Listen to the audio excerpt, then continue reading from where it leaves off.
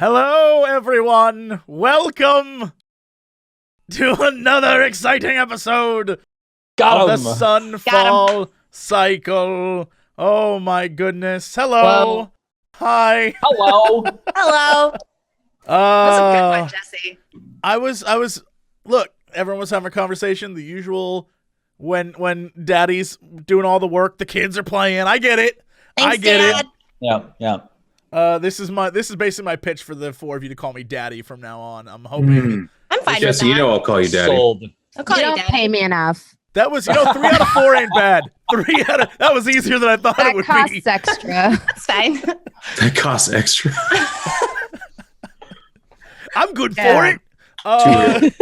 How's our beginning of our show always have something to do with like the off-brand sex stuff? We just go right there. Yeah. all we ever talk about. Time out. What Don't is call my off-brand? sex stuff Off- off. No, it's off-brand. Are we like This is the My brand sex A stuff right here. is Come on. Fucking top shelf. There is missionary, Single there's malt. kissing, and holding hands. And if you're doing something And different, anything else is off-brand. that's right. This is top shelf, baby. Top shelf sex stuff. Don't break my world It view is. right now, It Bronsko, is. please. This is single malt, fucking Scottish Highlands, highest fucking grade. Yeah. Smells and finished tastes in a like an rum cask. ashtray. Peaty fucking Right.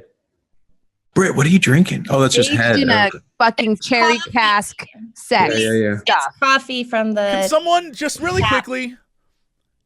Can someone just like take the first episode where Steven's like, "Here are the rules It's of the PG-13, Sunfall Cycle. It's 16. PG-13, and we're gonna have safe words, and I need people, if everyone's comfortable with things, and then overlay that with Brosby like, and it's fucking like this shit, and then Brit in the background like it's head. And I like to drink it, and Jeff's like, I got a man sleeping behind me, and I feel really good about If you it. take a snap of my camera screen just over these 13 episodes, you can slowly see me dying in all of them.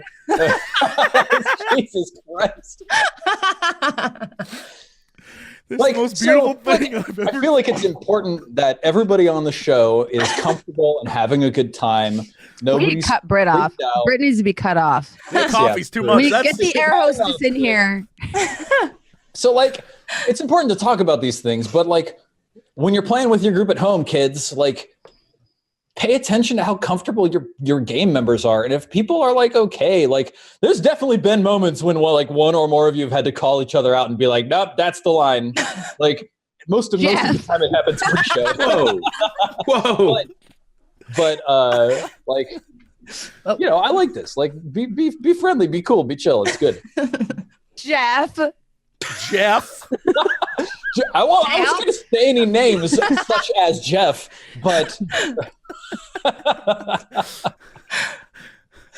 I think I've been pretty well behaved, all things considered. I've been doing. I think you're doing great. And you know what? You are the one who's always helping us find the line.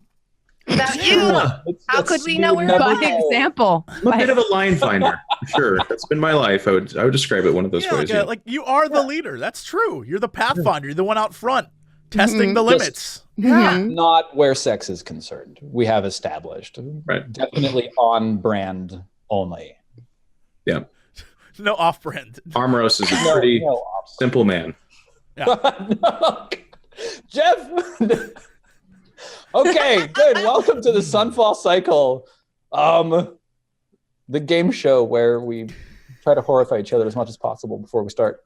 What happened last time? So, summarize for me, someone please. Jeff, Bronze, or Jesse? What happened? I'm gonna not summarize this one because I'm gonna let someone else do it. All right. All right. So we leveled up, which is, I think, pretty fucking cool.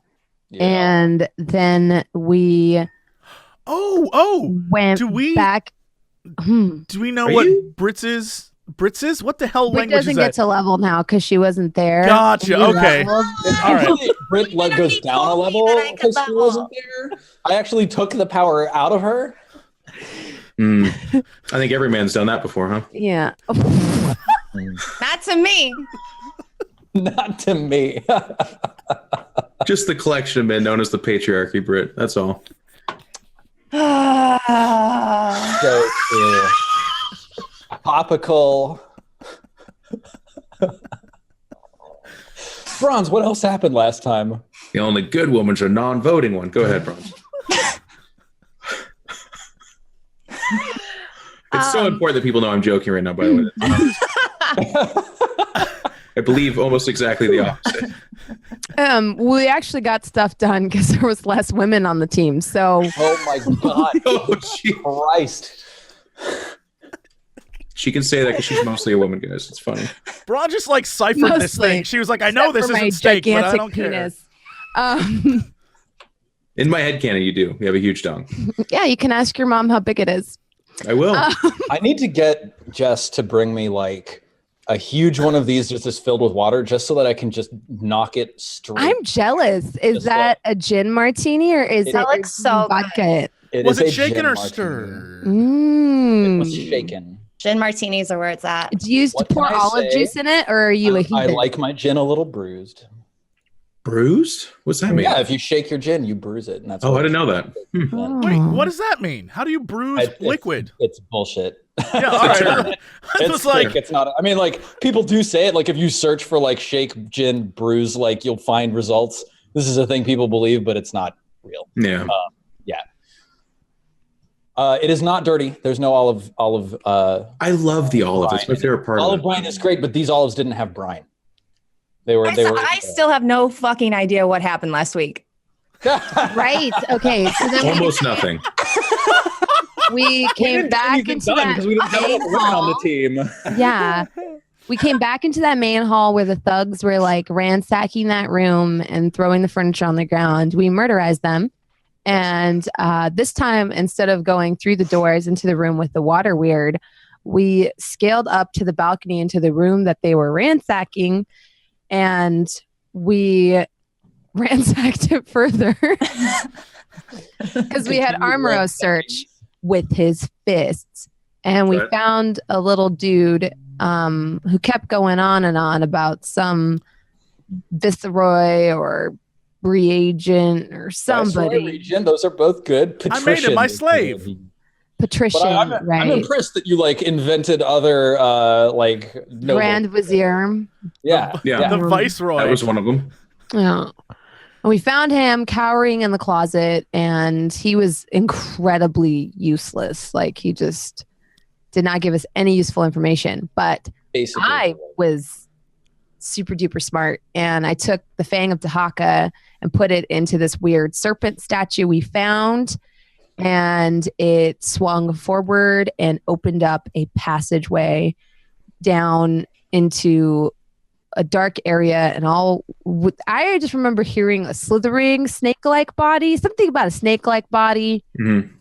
Am I crazy? That Well, there very was fun. You one were of those shadow describing walls. some sounds down there, and you were saying like it was like I think I slithering remembered like sound. wailing and chanting. And Oh. Eric proposed the piece Threnody for Hiroshima, which is by Penderecki, which is a really I'm sorry, what? Ah. What- disturbing what was it? sounding piece of music. mhm. So yes, you hear the Threnody from Hiroshima playing out of the. So you like went down this long tunnel that like obviously led you back behind like walls of houses and then like down into the earth. You walked for like 10 minutes, Mhm. and then at the end of this walking, you encountered like almost like a wall of fog. It's not actually Oh, literally yeah. a wall.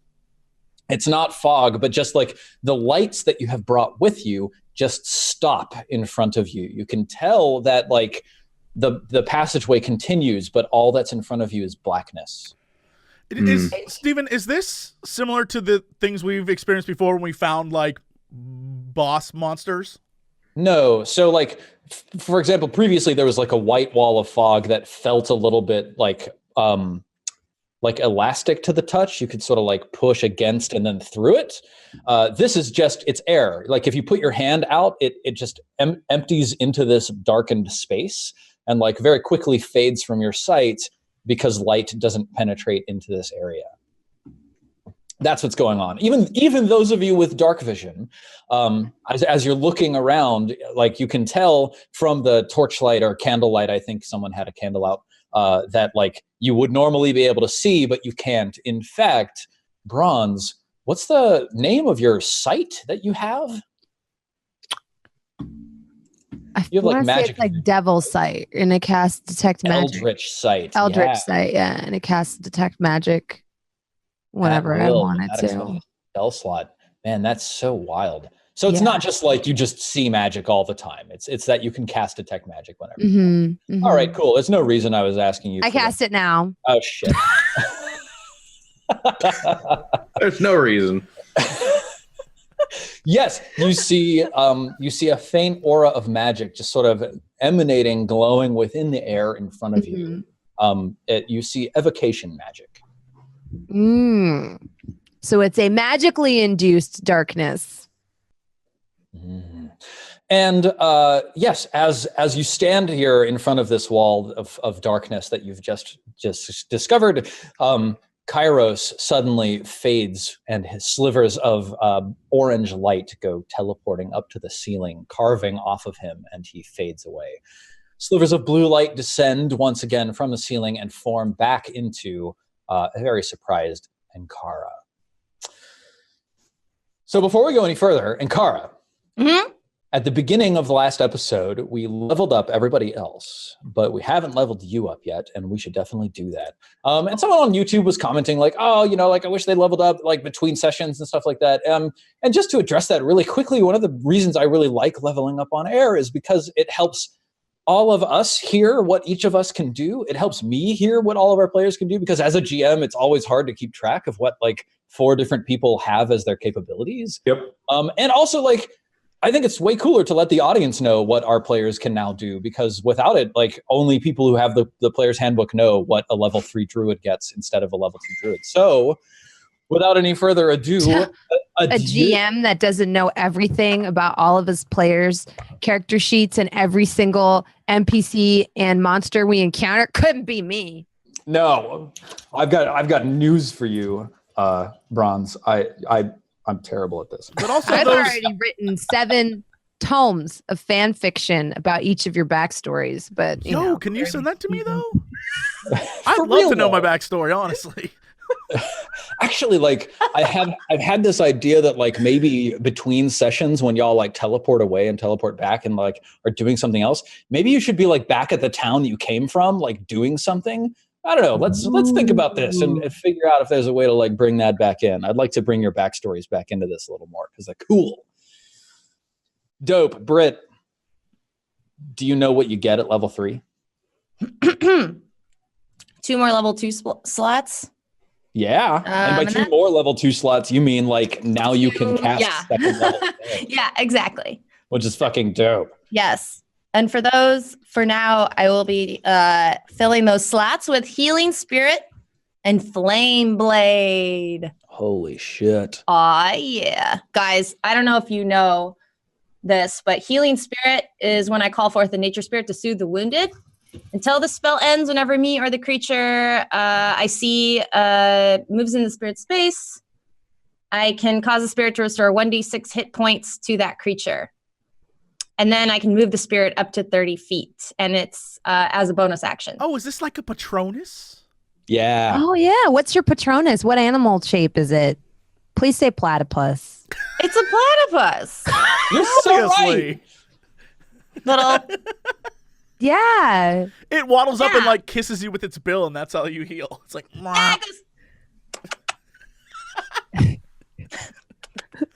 Look. So that's my cute. spirit. Flame Blade, guys, Flame Blade. Oh my god. You evoke a fiery blade in your free hand. It's similar to a scimitar. I can use my action to make a melee spell attack with the fiery blade. On a hit, the target takes 3d6 fire damage. Whoa. And the flaming blade also sheds bright light in a 10-foot radius and dim light for an additional 10 feet. That's cool. Yeah. That's great. Damn. Is that what you use to burn down the forest? Yes. Just And then for my level 1 spells, I'm switching them up. I'm going to keep Healing Word. I'm bringing in Ice Knife, keeping Entangle, and I'm going to add Charm Person. Just cool. Because Healing Word, Ice Knife, Entangled, Charm Person, Flame Blade, and cool. Yep, that's 6. Very nice. Yep. HP. And my cantrips are Produce Flame and Poison Spray. poison spray. Yeah, why not? Oh. Just spray people with some poison, man. Who Why knows? not indeed. With Awesome. my little platypus. HP. So, HP. Brit, HP. are you going to roll or are you taking the average? Roll. Oh, I'm gonna roll. Yes. What a baller. That's 1d8 plus 2. All right. Modifier. Wait, 2 or 3?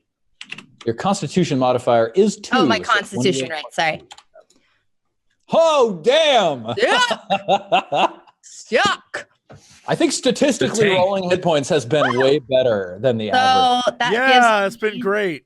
27 hit points. Jeff also rolled a 1 on his last hit point upgrade, but he had rolled like a 9 previously, so that's balancing out on him. Can I ask you a 27. question about then your bear form? Does Yeah. does your HP in that increase as well? No, it's always No. 37. I believe it's 37. It's always And you're the at same. 27 right now? Yeah, that's why as druids level up, they're like become less OP, but like in the first like 4 levels, like They're tank. very strong. Yeah. Awesome. And we got to make your hit point max match your new current hit points. Oh, All right. thank y'all.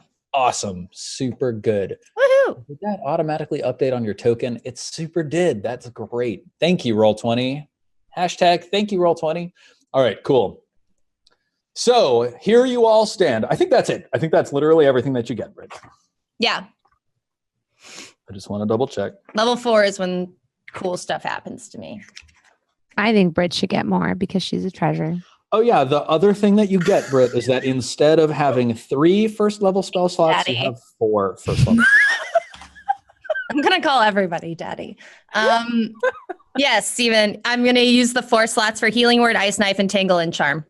Oh, sorry. What I mean by that, so you can prepare up to 6 Yeah. spells total. So you've chosen 6. Oh, But then on slots total on the first level, you've got 4 there, and then 2 for second level. So you can cast from those 4 level 1 spells that you've chosen. You can cast up to 4 times from that list. cool. So previously, you could only cast up to 3 times Right. from your list. All right, awesome. So, yes, here you stand in front of this wall of darkness. What do the 4 of you do?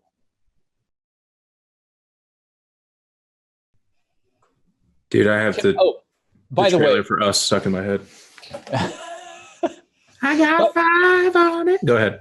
By the way, you've got this man following you. His name is Kelsey. He's got a black mustache. He's in his 50s. He's quite thin. and He's following sort of- me, technically. He's sort of cowardly looking. Is he cowardly or is he cool? What's his deal? No, he's very cowardly. He is subservient to me. I have a laurel, and I'm basically his perfect master. So Yeah, you're wearing the golden laurel wreath on your head, aren't you? I am, and I look glorious. With my finery, my fine purple robes, I am ravishing. So he's like spellbound by the laurel. He's in love with No, you, or he- like, why is he following you? It's the patrician's laurel, and he is devoted to the patrician, and so I talked him into basically following me, and he's like, well, I don't want to do that, and I was like, you're going to do it, and he's like, okay, so here we are. We are. All right, Yeah. I don't know who this up, person is, Kelsey. but I feel like he's my only chance of survival. That's right, Kelsey, your only chance. Brett, I like you so much, but sometimes What? you the way you say something is like my perfect nightmare. But I know. That's why I say it that way. Hey, Kelsey, cute mustache. Thank you. I you think do we it kind of should go back. ironically, so I like it. This seems like a dangerous place. Yes, indeed. Someone should check it out. There's clearly some sort of magically induced darkness here. Do we go through it? Can we go through it? You should go through it. Say the word and I'll lead the way. Amnos, you should go through it. Done. I walk through it. Awesome. You step forwards, Armros, and you walk into the darkness, and it's pitch black. Like you just cannot see. You all hear that grunt. Yeah, I just take a step and it's pitch black. Can they not see me? Am I obscured? Yeah, there's like a 3-foot period at the edge of this where it's light is fading out, and then So it's not a barrier of sorts. It's just that it's no, there's no barrier. They see you fade out as you step forwards into the darkness. And kind of like a paranormal activity where one of the people are just like facing a wall and you can just barely make them out. Yeah, totally. I go, do you want me to keep going? I can't see shit. Do we have any way to pierce this darkness? My sword can cut anything. Yes, Armros, cut the darkness away. Your wish is my command. I'm going to pull out my sword. Awesome. Not really emphatically, but he's swaying it around. Yeah, awesome. You don't actually hit anything around you as you're swinging it around. So wherever you are, like the walls are far enough away that they're outside of your arm's length and sword's length. I'm going to stop swinging now. It's dangerous, even for someone as well trained as me. Then he sheaths it again. And you said that my dark vision is useless, right, Stephen? I can't see anything. It's a very strange effect. Your dark vision usually is, this sort of, rippling gray tone sort of, filter over everything, but it just fades out in this wall of black.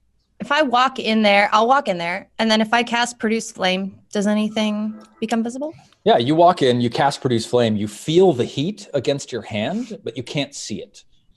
I'm going to ask Ankara, also welcome back, Ankara, but missed you.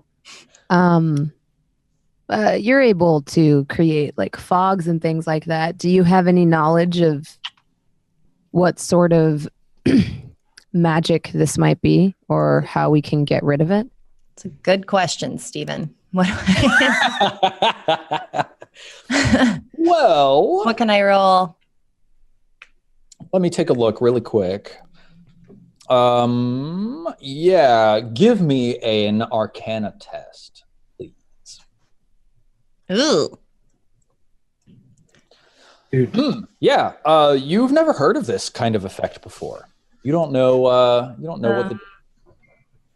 Yeah, so I tell I have no idea what this is. My fire doesn't light anything up. I can't see anything here.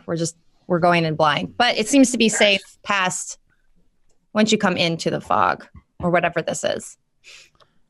I'm going to step forward with my goat eyes still activated and see if I can see like another aura other than the weird one of the sort of smoky darkness around us, like maybe something it's emanating from or a person or an object or... Can I... By the way, you can maintain your goat eyes for up to 10 minutes at a time. And then they fade. Okay, so you step forwards into the darkness and you can't see any source that this is emanating from. Instead, you see just sort of a faint, deep purple magical aura that's sort of weaving through the air around you and like through you. And give me an Arcana test. Okay. Ron. Yeah, I'm looking for like an 18. This is a really tricky thing I'm asking you to do. Oh God, I don't think I'm that good with this. I'll try it though. Yeah, like that's all you get. You've got these strands of purple filament that suggest to you that this is what did I call it? Evocation? Yes, an evocation magic. But other than that, can I use my inspiration in order to get advantage on that? Oh wait, no, that still wouldn't be enough. Never mind. You totally can. Please, I take it back. I take it back. Words are binding. Can I go in with Kelsey? Yes. And use eye for detail to check or uncover clues as to what this may be?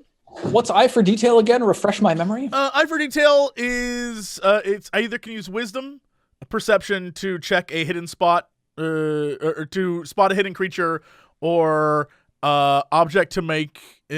So basically, I can use wisdom, perception to find a hidden creature or object, or intelligence to check to uncover clues or decipher clues that I find. Gotcha. So describe for me how you are trying to gather information, and then I will tell you whether or not that justifies rolling an eye for detail check. Sure, yeah. My plan, I look at Kelsey. I'm like, all right, Kelsey, here's the plan. We're both going to go inside here, and... Inside there? Yes, Kelsey, inside. Everyone else is in there, and they're alive, so it must be okay. Here's the plan. They could be lying to us. Maybe there's voices that are intimidating, impersonating your friends. There could be, Kelsey, but they're not really my friends, so it doesn't matter what they are. I'm sure the voices are fine. So, I'm we pretty go sure inside. I heard them get eaten. Well, I mean, look... I've been eating, pal, and it's okay. It turns out it's all right. I've had slimes in me. Have you ever had a slime in you, Kelsey? I don't believe I'm familiar with that manner. Well, let me tell you, it's unpleasant, but you get over it. You get over it. All right, so we go inside, and then I go to the right, you go to the left, and we just start knocking on things. And we put our hands out, we try to feel. When did your character become Stewie, man? We try to feel Brian. And we try to feel the different, like the walls and things. And then you shout, and then I shout, and we communicate. Well, very well. I suppose it's as reasonable an idea as anything else. It totally is reasonable. Very reasonable. You lead the way. No. Age before beauty. Yes, master. And then he goes walking forwards with his arms stretched out in front of him. And then after a short moment, do you follow? No, I wait a little bit longer. Yeah, just to make sure he's not thump, eating. And then you hear a thump, and then my toe. See, you're already finding things, pal. And then I go in after him. Nice. Yeah, the world descends into darkness as you advance forwards. Roll a dexterity saving throw. Dexterity saving throw. That should be part of Roll20. Yeah, it should be a dexterity saving throw. Yeah, awesome.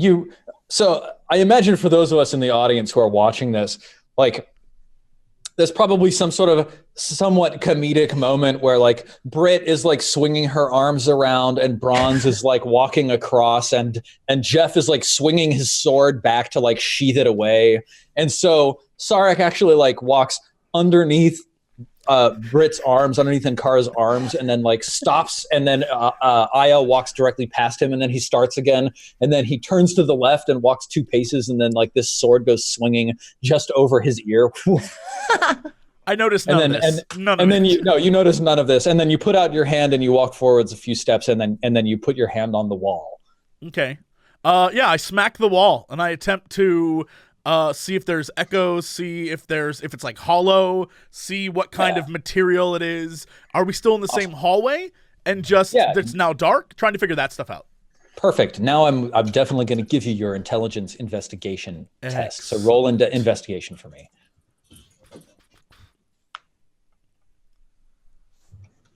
13. Yeah, so you're in the same hallway. The tiles are the stones that you're feeling along the walls. They're the same shape, cut material as all the stones that you were walking through and past before. I think you spend a little bit of time coordinating with your team members. You can feel the flame in Kara's hand, but you can't see it. In fact, it's really real. If you get your hand too close, it does burn you. There's no other effect other than the absence of light. You end up coordinating with Kelsey, who recalcitrantly agrees. And you pace the width of the corridor. It's 15 feet wide, which is the same width as the corridor you have been in up until now. So it seems like the same sort of space you were in before simply continues on. You walk back and forth a little bit along the corridor. It feels like it's straight as it has been for some time now. So yeah, that's what you get. Well, it appears we're in the same hallway. The problem is, why would anyone mask or create this veil in the same hallway? What are they trying to hide?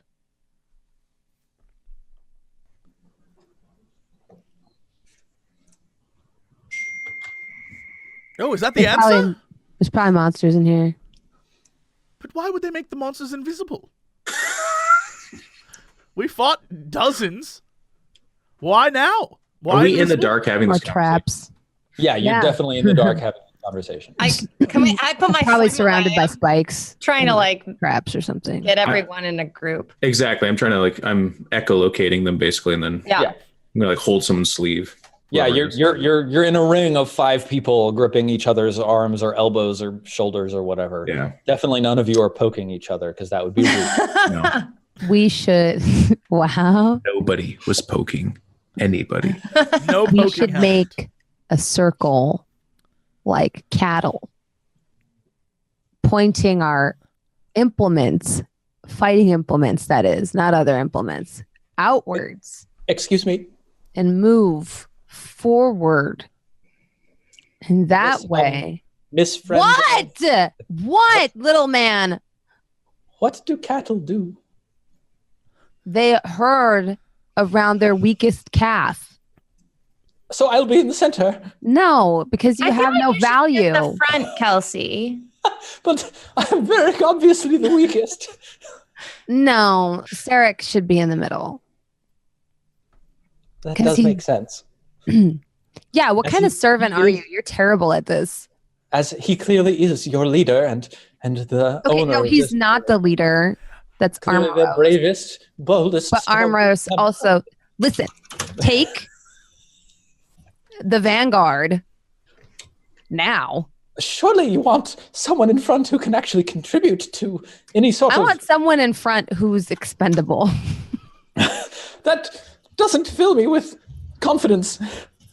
It's okay. We'll save you if anything happens. We'll be right next to you, Kelsey. Listen, if you lose your right arm, it's fine. We can still save your life. If Armros loses his right arm, we all die. Everybody roll a d20 for me. Like the highest 2 people will be the 2 people who are holding on to Kelsey. This is what this is determining. Roll a d20. Yeah. 19. Oh. Nice. Wait, how do I do this? I remembered. Nice. Professional GM here, folks. Everybody. Oh, yeah. Hey, I won the 1999 Winter Olympics For GMing? for GMing. Jesus, I didn't even qualify. Wow. That's Yeah. really good, Bronze. Can't relate. Congratulations. Thank you. How does it feel to have peaked so early? Oh, yeah. It was the Winter Olympics too, which is like the fake Olympics. It's not even the real one. Steve. Steve's little. Every once in a while, little shade. Just the tiniest. Listen, I am a golden god. When I peak, everyone will know when I peak. Okay? I'm going to peak all over your face. All right. Whoa, Jesus. Okay. Be glorious. The best place to peak, man, for sure. If you could have just ended that with Daddy, I think that would have been a better I round. was just about to say. God. Daddy, Daddies. period. Yeah. All right. So, Jesse and Armoros, both of you feel the person that you're like holding the shoulder of / like who is gripping your sleeve, just like all of a sudden let go and then like try to twist out of your various grips. Can I tell by the sense of grip who it is? Roll a perception check for me, Armoros. Mm-hmm. Wait, so I thought this was. We think we're holding on to Kelsey? No, Armoros is certain that he's holding on to Ankara. What?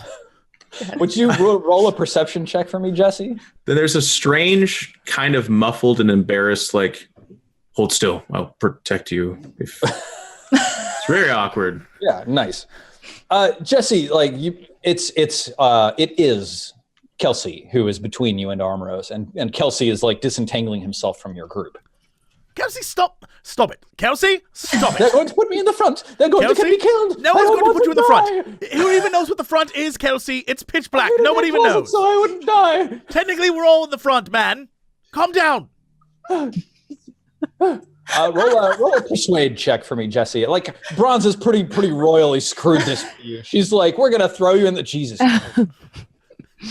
Jesse, what do you say to convince Kelsey that he is the most valuable member of this party and he needs to be at the front for good reasons that will lead to him living? How do you convince him of that? Kelsey, Yeah, yes. if you do this for us, if you get in front and you help us, We'll Yes. no longer need you and we'll let you go. I will set you free, Kelsey. Set you free! Put me in the front. Put me in the front. And then you feel him like shoving everybody aside to like climb and claw his way to the front of the group. He's an idiot. You are a persuasive liar, Sarek. All right, wonderful. So, what I heard was there's a strategy to like have everybody's weapons pointed out and to like shuffle your way in a circle down this hallway with Sarek in the middle. Sure. Sure, yeah. Yeah. He's our calf. Yeah. Sounds Okay, good cool. to me. Dummies. Why am I in the middle? I'm totally okay. And you're the weakest member of the party, apparently, according to Bronze. That's just spiteful is what that is. That's just spiteful. Actually, by hit points, technically true. Okay. So the four of you, the five of you, are all like gripping onto each other's like shoulders and elbows and whatever, and the four of you are holding your weapons out, sort of pointed outwards, so that if you bump into anything, you'll poke it and enrage it for whatever reason. It's fine. Kelsey is shuffling his way forwards. You hear him whimpering gently. Everyone's you feel him like jump. Must have been a bug. Then he continues on. You're moving at just like a snail's crawl pace. You're all like linked arms with like weapons pointed out, like someone's facing backwards, like Kelsey's leading you. You're moving really slowly. 10 minutes pass and no change happens.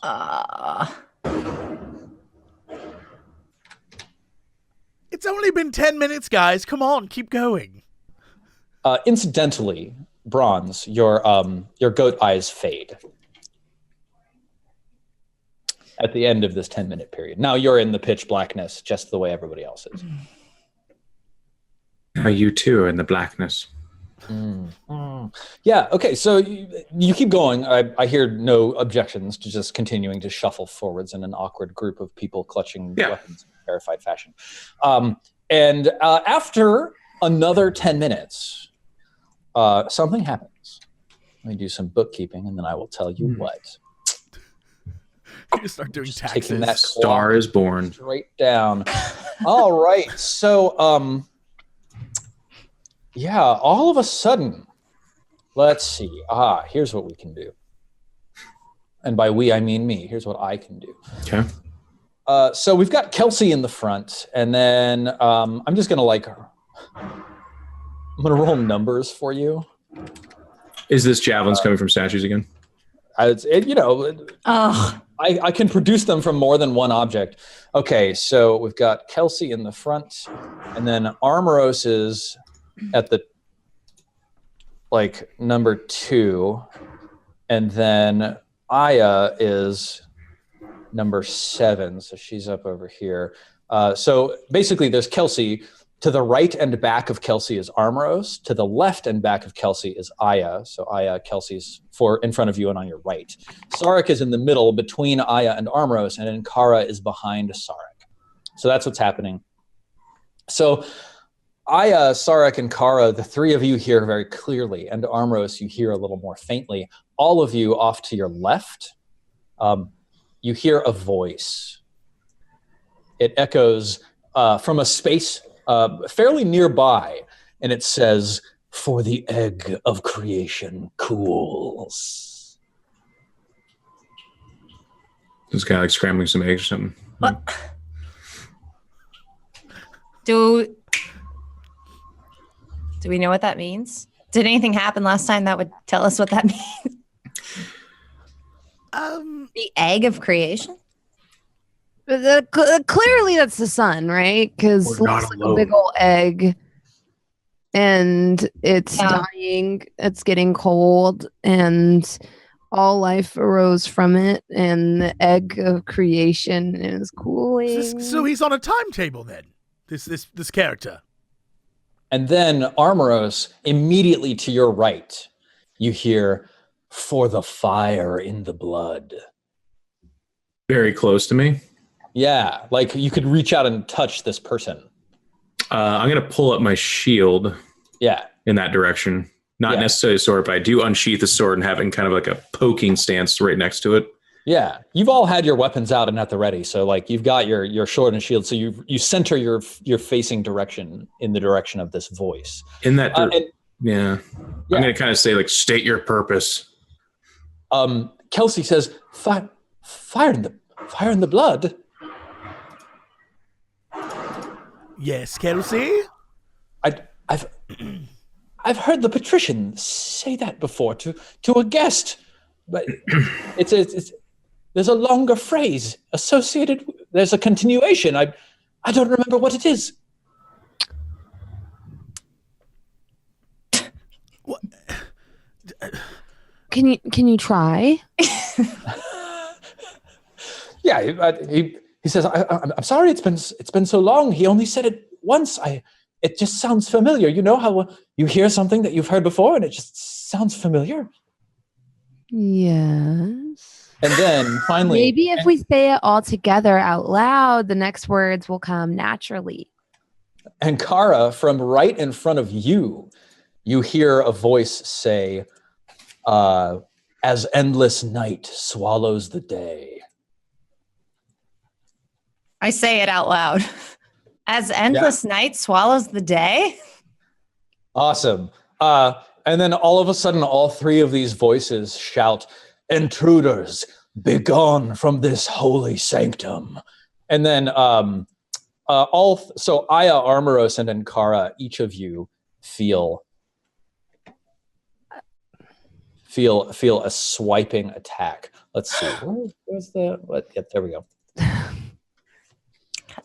Good. So because you are blinded, cut me, all daddy. attacks against you have advantage. Well, let's close that out. Yep. Cool. So versus Aya. So hang on. We are holding weapons at action, and they get a surprise round on us anyways? Yeah, totally. You're in the pitch black. You don't know where they are. You don't see anybody. If I heard someone say some weird shit next to me, and I am on the ready. All right, Armoros, you've earned it. You are not surprised. Roll initiative. But the rest of you are. Actually, everybody should roll initiative, and then those of you who are not Armoros will have to miss your first turn. Okay. Oh, I should click on my token before I do this, right? Toke on your clicking.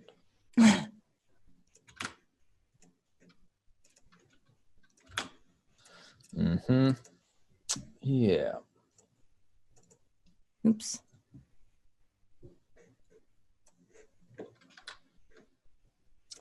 Bring that up. 1, 2, and it's time to look at my fancy new abilities here. I have some really interesting things I can use. Fantastic. Okay. I guess Armoros didn't click on his token. I tried to, Stephen, but I had to reload. So can you just help me out with that? Yeah.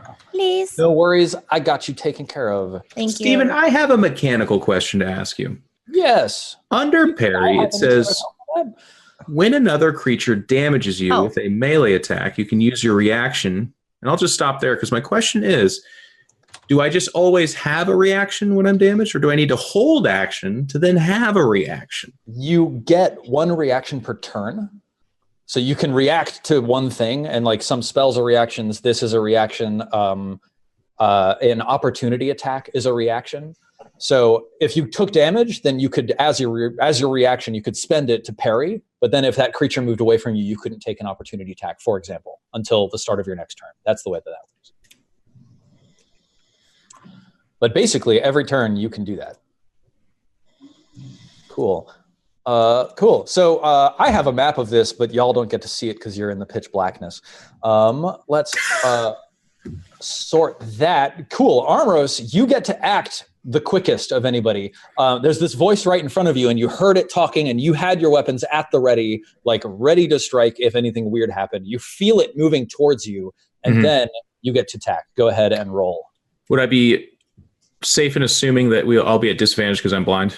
Yes, you're all affected by the blinded condition. So attacks against you have advantage. Attacks that you make are at disadvantage.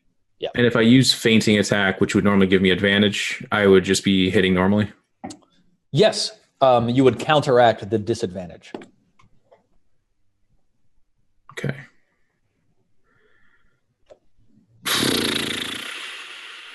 I'm going to use fainting attack then, which is I expend 1 dice. So I believe I had 4, so down to 3. It's my bonus action, but I think just declaring fainting attack is the bonus action itself. So then I just make an attack. And normally this would give me advantage, but it's going to have to just be a normal attack. Yeah. And then you have advantage on your next attack roll against that creature. If the attack hits, add the superiority dice to the attack's damage roll. Fantastic. So yeah. We'll get to do that, I guess, right? Yeah, absolutely. 15. A 15 hits. Okay, so here's Feel the your damage. longsword bite into the substance of whatever is in front of you. And a D8, I think. Well, actually, superior dice is, right? Just yeah. D8? Yeah, so just roll 1d8. 16 damage. Damn, dude. Awesome. So you feel your sword sort of like slip into the space in front of you, and there's a gentle tug at your sword, and then it just rips through the other side. You can feel that you've bitten into whatever it is that's in front of you. There was some substance, but it almost felt like you were cutting gauze or something like that. There's the barest minimum of resistance to your blade. Very cool. Yeah, you hear it sort of in front of you scream in anger. Cool. Bronze, you're... Well, hang on. I think I can action surge. Yes, you can. So just... and I know you can't... I'm not asking you to literally define it, but does it feel as if the attack did damage it, but perhaps not entirely? Exactly. Okay. Yeah, you can tell that you're damaging something that's incorporeal, and therefore your attack wasn't as ferocious as it usually is, but you did damage. If I hold action or defend, or actually defend is an action, so if I just hold action, would I then get another reaction, or I haven't taken my reaction yet, is I guess what's happening, right? Hold action is a little bit weird. You hold until a trigger occurs, and then at the trigger, you get to take an action that you predefined. So like when I see the whites of his eyes, then I... Sorry for all the questions. One last one. So I think I will go into the defensive stance, which means they have disadvantage against me, or it nullifies their advantage, whatever. Yes. But you said I get 1 reaction, so I still haven't taken that yet. So if something here says you get a reaction, I still get to do that? Correct. Okay. Yeah. So if it hits you, then you can still parry. You've still got your reaction. I'm going to hold defense then, yeah. Awesome. Cool. So Bronze, you are you're surprised. The shadow in front of you, Armros, strikes at you, missing you entirely. Oh wait, that's an 18, but your armor is a 19. Okay. No, it doesn't have advantage. Yeah, you're well. So because you're taking the defense action, it doesn't have advantage. Yeah, right. Cool. So it totally misses you instead of only slightly missing you. And Kara, you're also a little bit caught off guard by this. Aya, you feel a claws sort of reaching and scraping past you. And Steven, I'm going to use the repost while that happens. Sorry, if that's okay. What does repost do? So that would be my reaction. I just get a melee attack against something that misses against me, and if I hit, I get to add the a superiority die. Yeah, absolutely. That's awesome. It missed you, so go for it. Yeah, unfortunately, this time you did miss. Okay. Super cool. So you've spent 2 of your superiority dice. Now you're down to 2. Got it marked. That works. And you get them back on a short rest, right? Yep. Awesome. Okay, so Aya, this is the second strength drain attack up here, which hit you with an 18. So, yes, it's 2d6 plus 2 necrotic damage. Here's the damage. You take 9 necrotic damage, and then your strength score is reduced by 3, Aya. I'm going to raise a crooked finger and rebuke it. Awesome. Yeah. So I'm going to attempt to do that.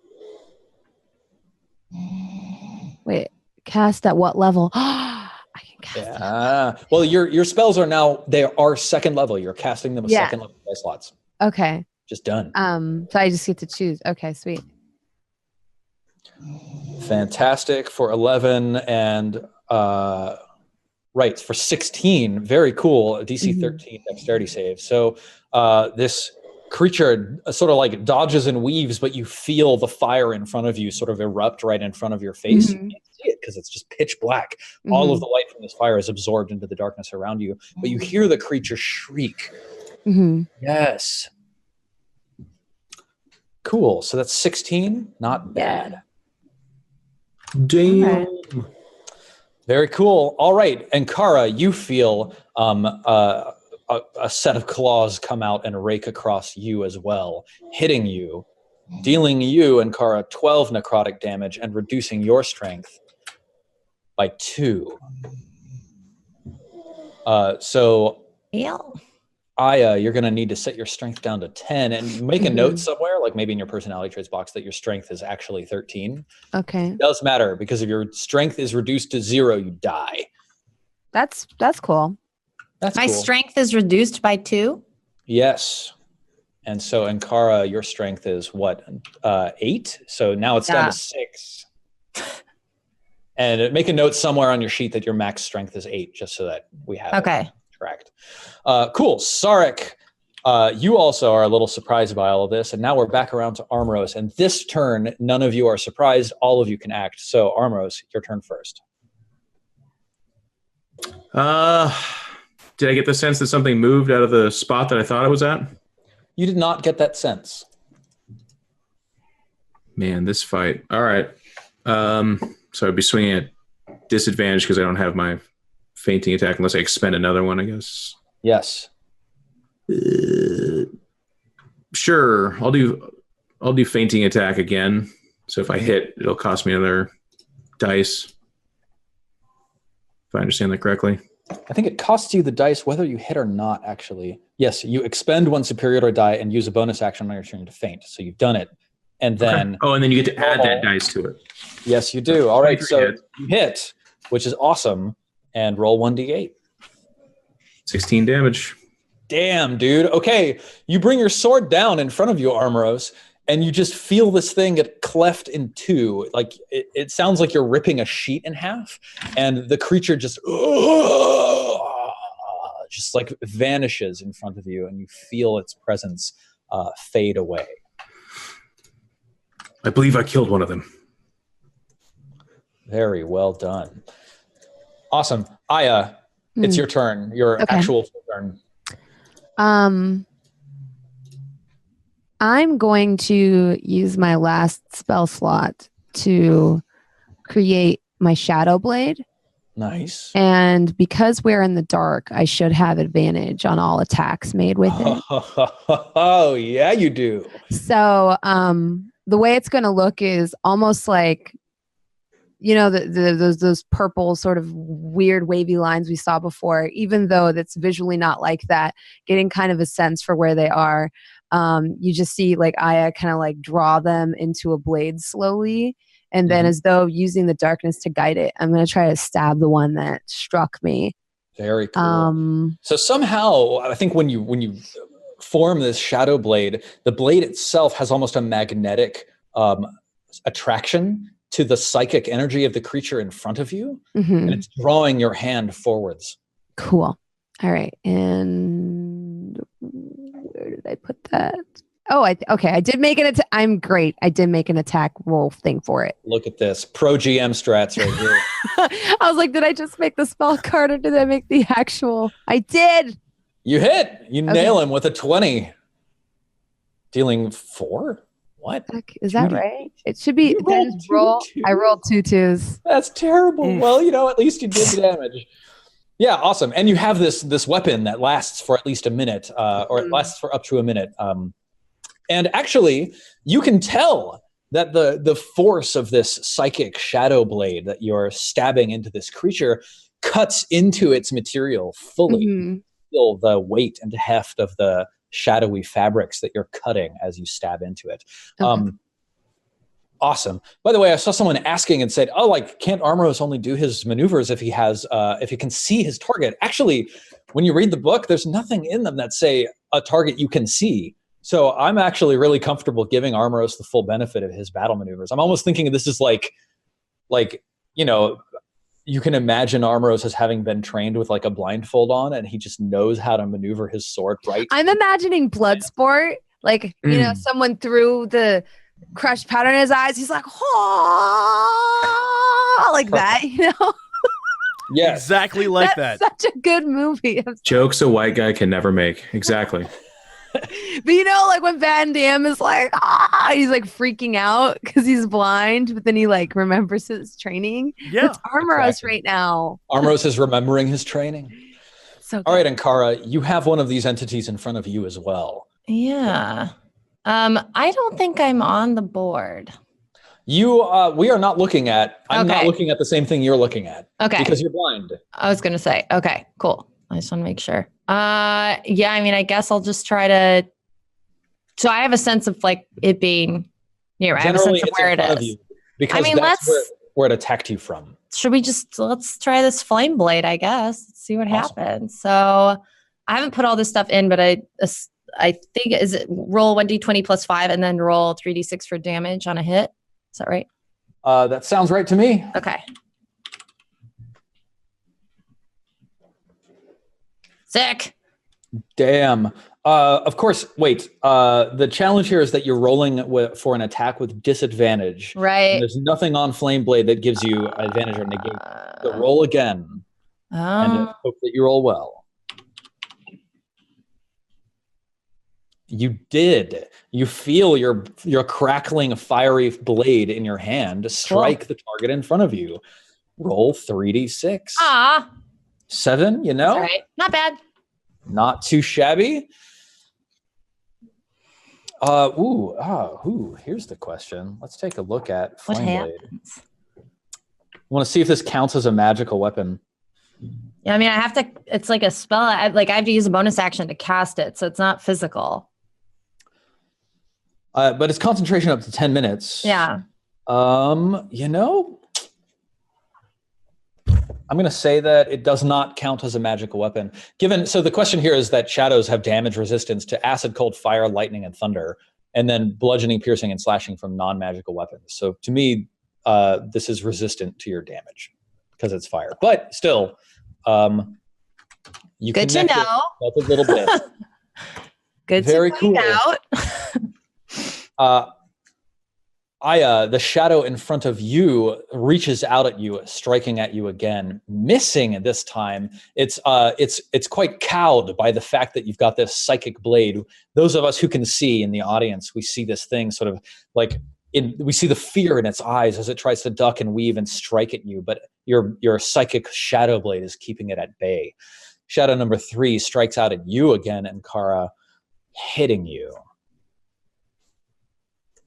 dealing you 8 necrotic damage. What And does then it look like? Like, is her arm falling apart? What's going on? What's happening? Is she still pretty? What's going you on? feel these terrifying She's cold always pretty. points in your flesh, just like sort of in your abdomen. You feel these like 5 icy cold points sort of like penetrate into your flesh, and then just all of the energy saps out of your limbs. You can feel yourself sort of sagging to the floor. Your strength reduces by another 2 points. Sarek, you're aware of fighting going on all around you. Kelsey is in front of you shrieking, just what do you do? Yeah, I grab Kelsey and put my hand around his mouth and pull him down to the ground and Nice. Try to get us out of the way of the fighting. Yeah, give me an athletics check. Why do I always do athletics things? What if I never That's grappling, did that? bro. Yeah, you totally do. You'd like reach around in front of him, clamp a hand over his mouth, and like roll on the floor to like get out of the way. Yeah, and I just pull him far away from the combat so he doesn't die, but also I don't die. Wink. So Cool. Yeah, absolutely. I've moved you away from the fighting. You can hear the fighting proceeding behind you. Great. All right, Armros. Now you're a little bit in the woods, sort of like to your left, you hear Aya fighting something, and to your like rear left, you hear Ankara fighting something, but you don't know like exactly where everything is in relation to where you are.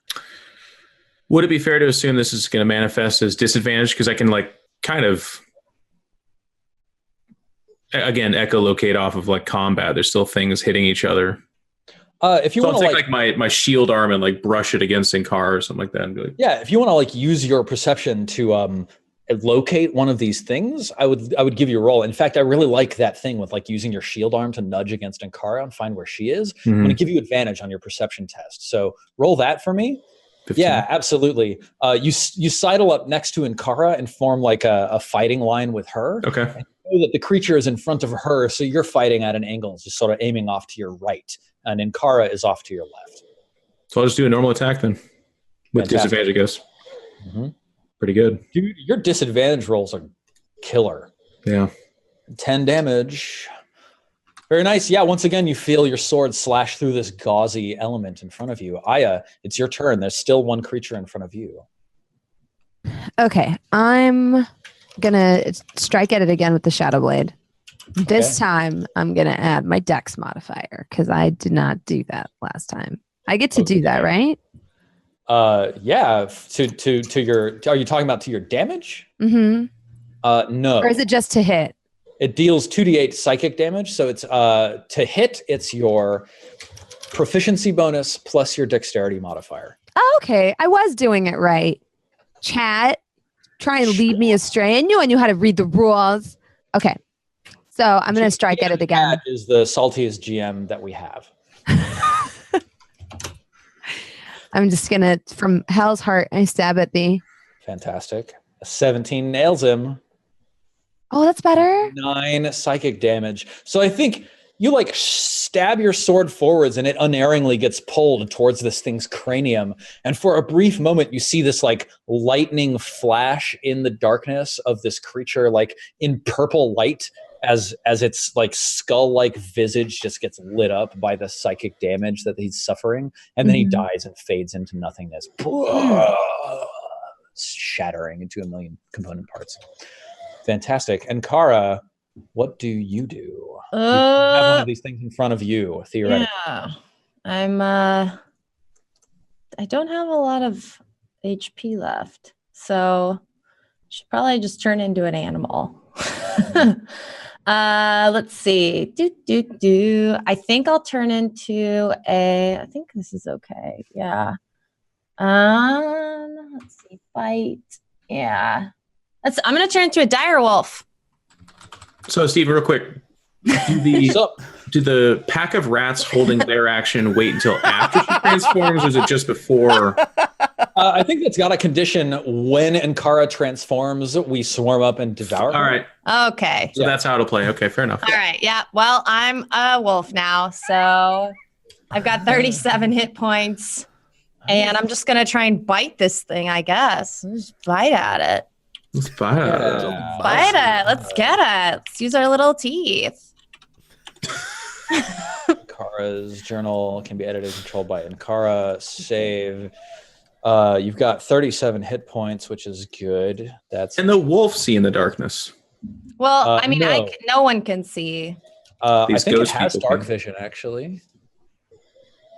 I don't actually see that. No, So, wolves no, don't. it definitely can't. And your armor class is 14. Cool. I'm actually creating you a direwolf token.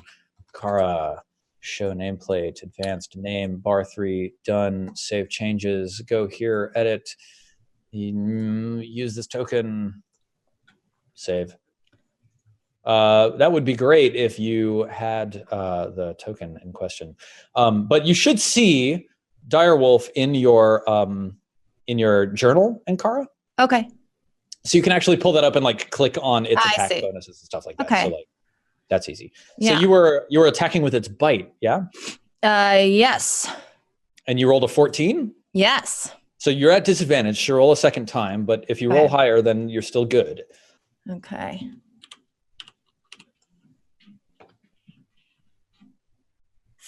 Ooh, yeah. Unfortunately, you go leaping forward, Ah! and your teeth just strike the air. And you feel, Armoros, Lame. feel claws striking at you. Ooh, What? For 24. What? Yeah, dealing you 20 necrotic damage, Armoros. And your strength is reduced by 1. And then you hear sort of like a faint laughter. You hear a voice whisper in your ear as it like sidles past you. And Armoros, your left side is pressed up against the wall, and you hear this voice coming from the wall. You hear this voice say, "You will never reach the sanctum." 2, 3, 4, 5, 6. Cool. All right. Sarek, it's your turn. You've got Kelsey like bear hugged down ways down the hallway in the pitch blackness. What do you do? Sarek, I want to pull out my bow and arrow. Yes. And use eye for detail again. Okay. To spot a hidden creature. Yeah. With perception, and I want to, pull off a daredevil moment and like use the room and the noises I hear in my mind's eye to shoot an arrow at this creature, at this foul beast. This is so hard that normally I wouldn't let a player do it, but this is your specific archetype.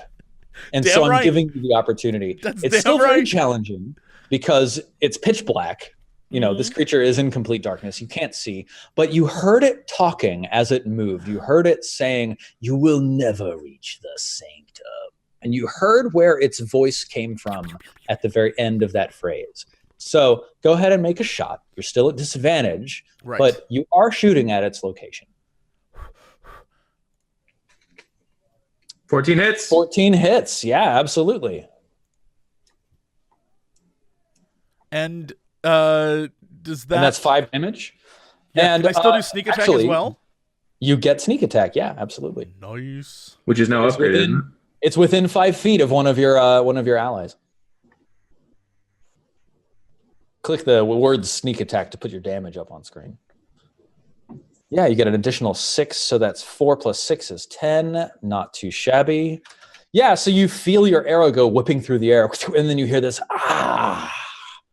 Armros, it's your turn. You have no idea where this creature is. The last time you heard it, its voice was immediately to your left where the wall is. Yeah, I mean, I'll do defensive stance.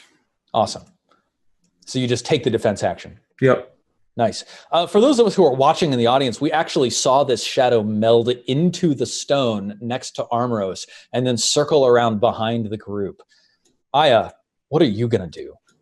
You heard Sarek's arrow go whistling past your ear, Aya. But everyone can hear that it got hit, yeah? So people would know the direction it would be at. Because he went like, oh, shit. This is the last one that's over by Ankara, right? Well, give me a perception test, Aya.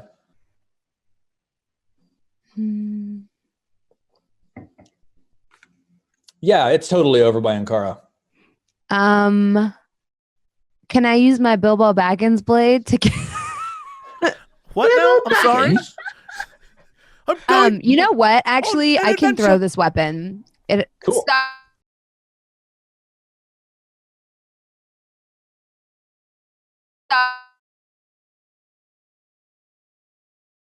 Oh, I'm going to throw whatever I'm throwing it. So you're throwing it over where? Because I have no idea where this is. You're throwing it over where Ankara is. Yeah, because I got no idea where this shit is. I know she's fighting something over there with her direwolf.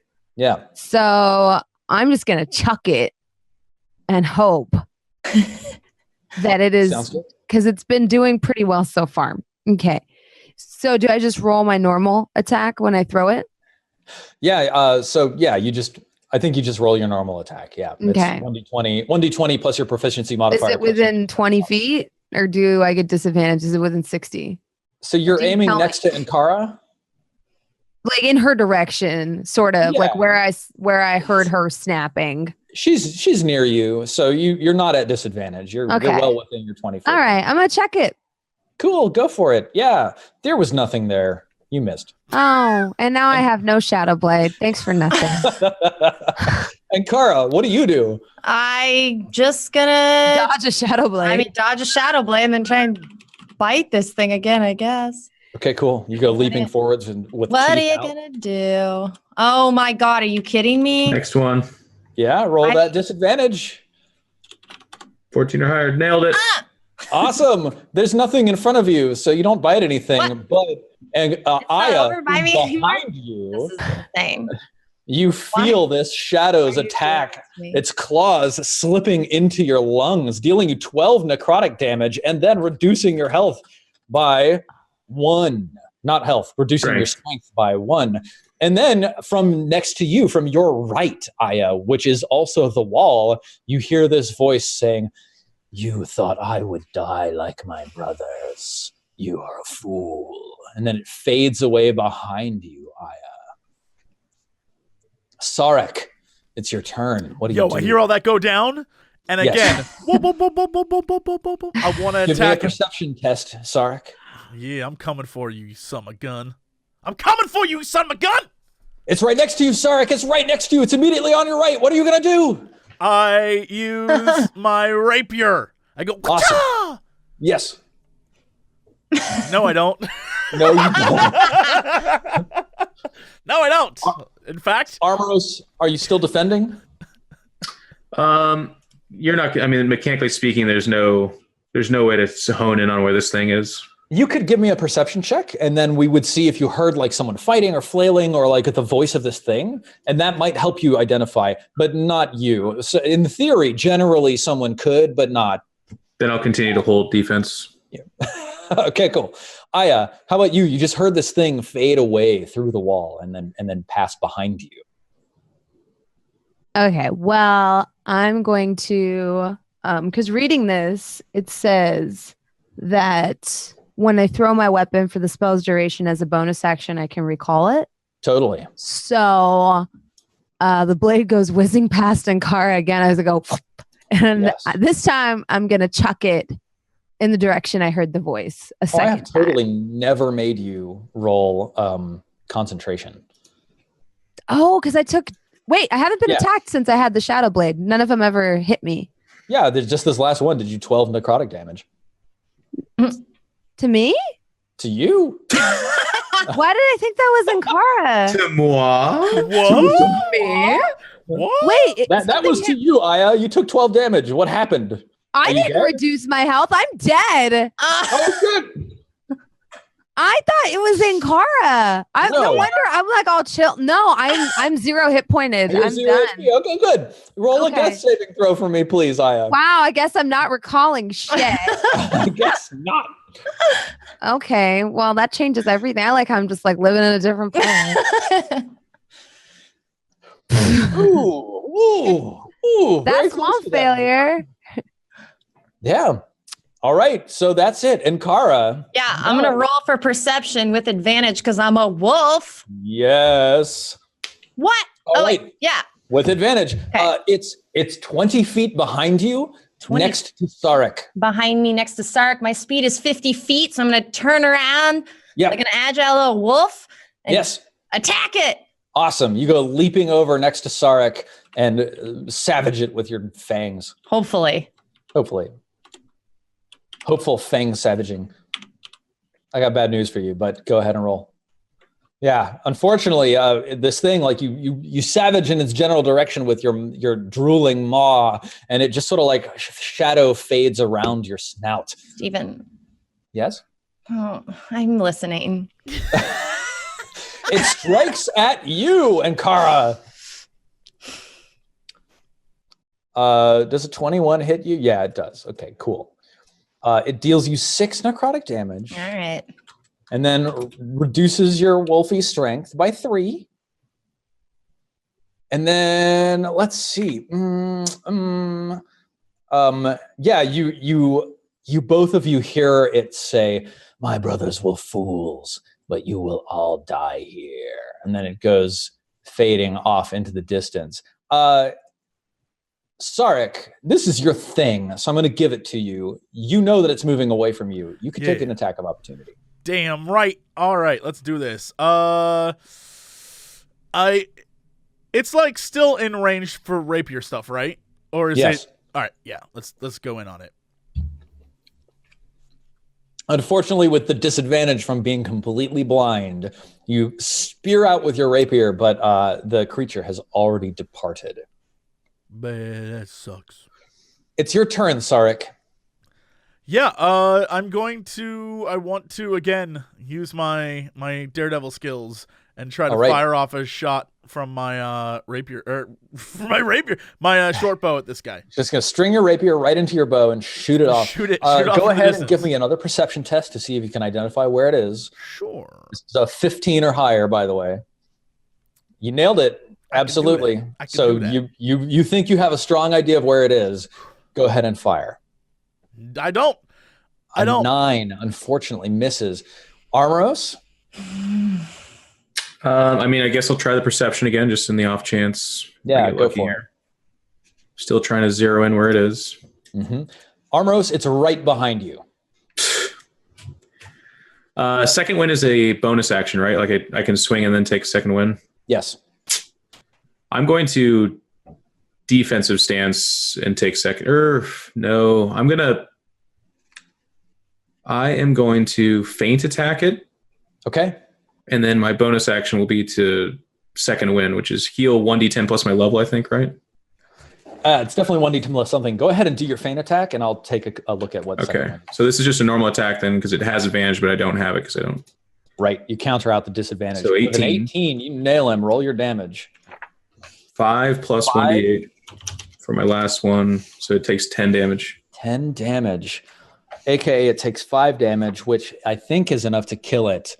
Yeah, so this shadow is like flying through the darkness towards Armoros. Armoros' ear pricks up. He turns around, just like stop thrusts through the heart of this shadow creature. And it just, oh no, just poof. And yes, it's 1d10 plus your fighter level. Okay. So go ahead and roll that up. 6 more. Nice. Like the nothing you were before, you shall return. Fantastic. Well,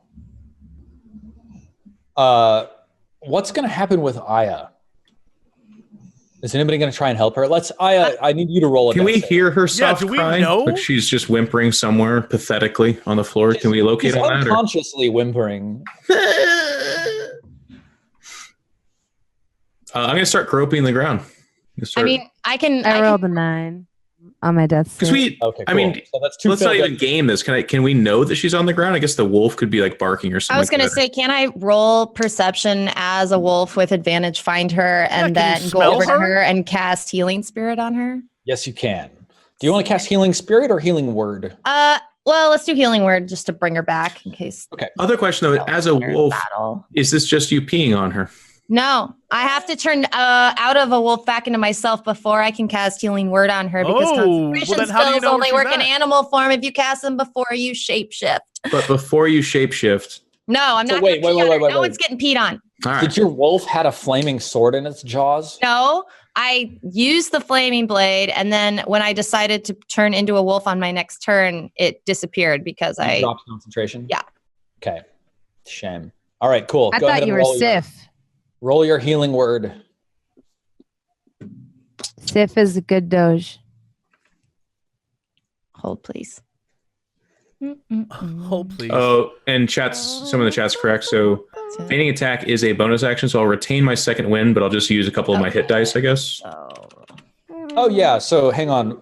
Pause on that. Let's reset your HP back down by 6, and then let's take a short rest, and then you can spend your Sure. Your hit dice. Okay, cool. So roll 1d4 plus 3 for your spell casting. Yep. 7. Cool. Aya gets 7 hit points. You're all back up and recovered.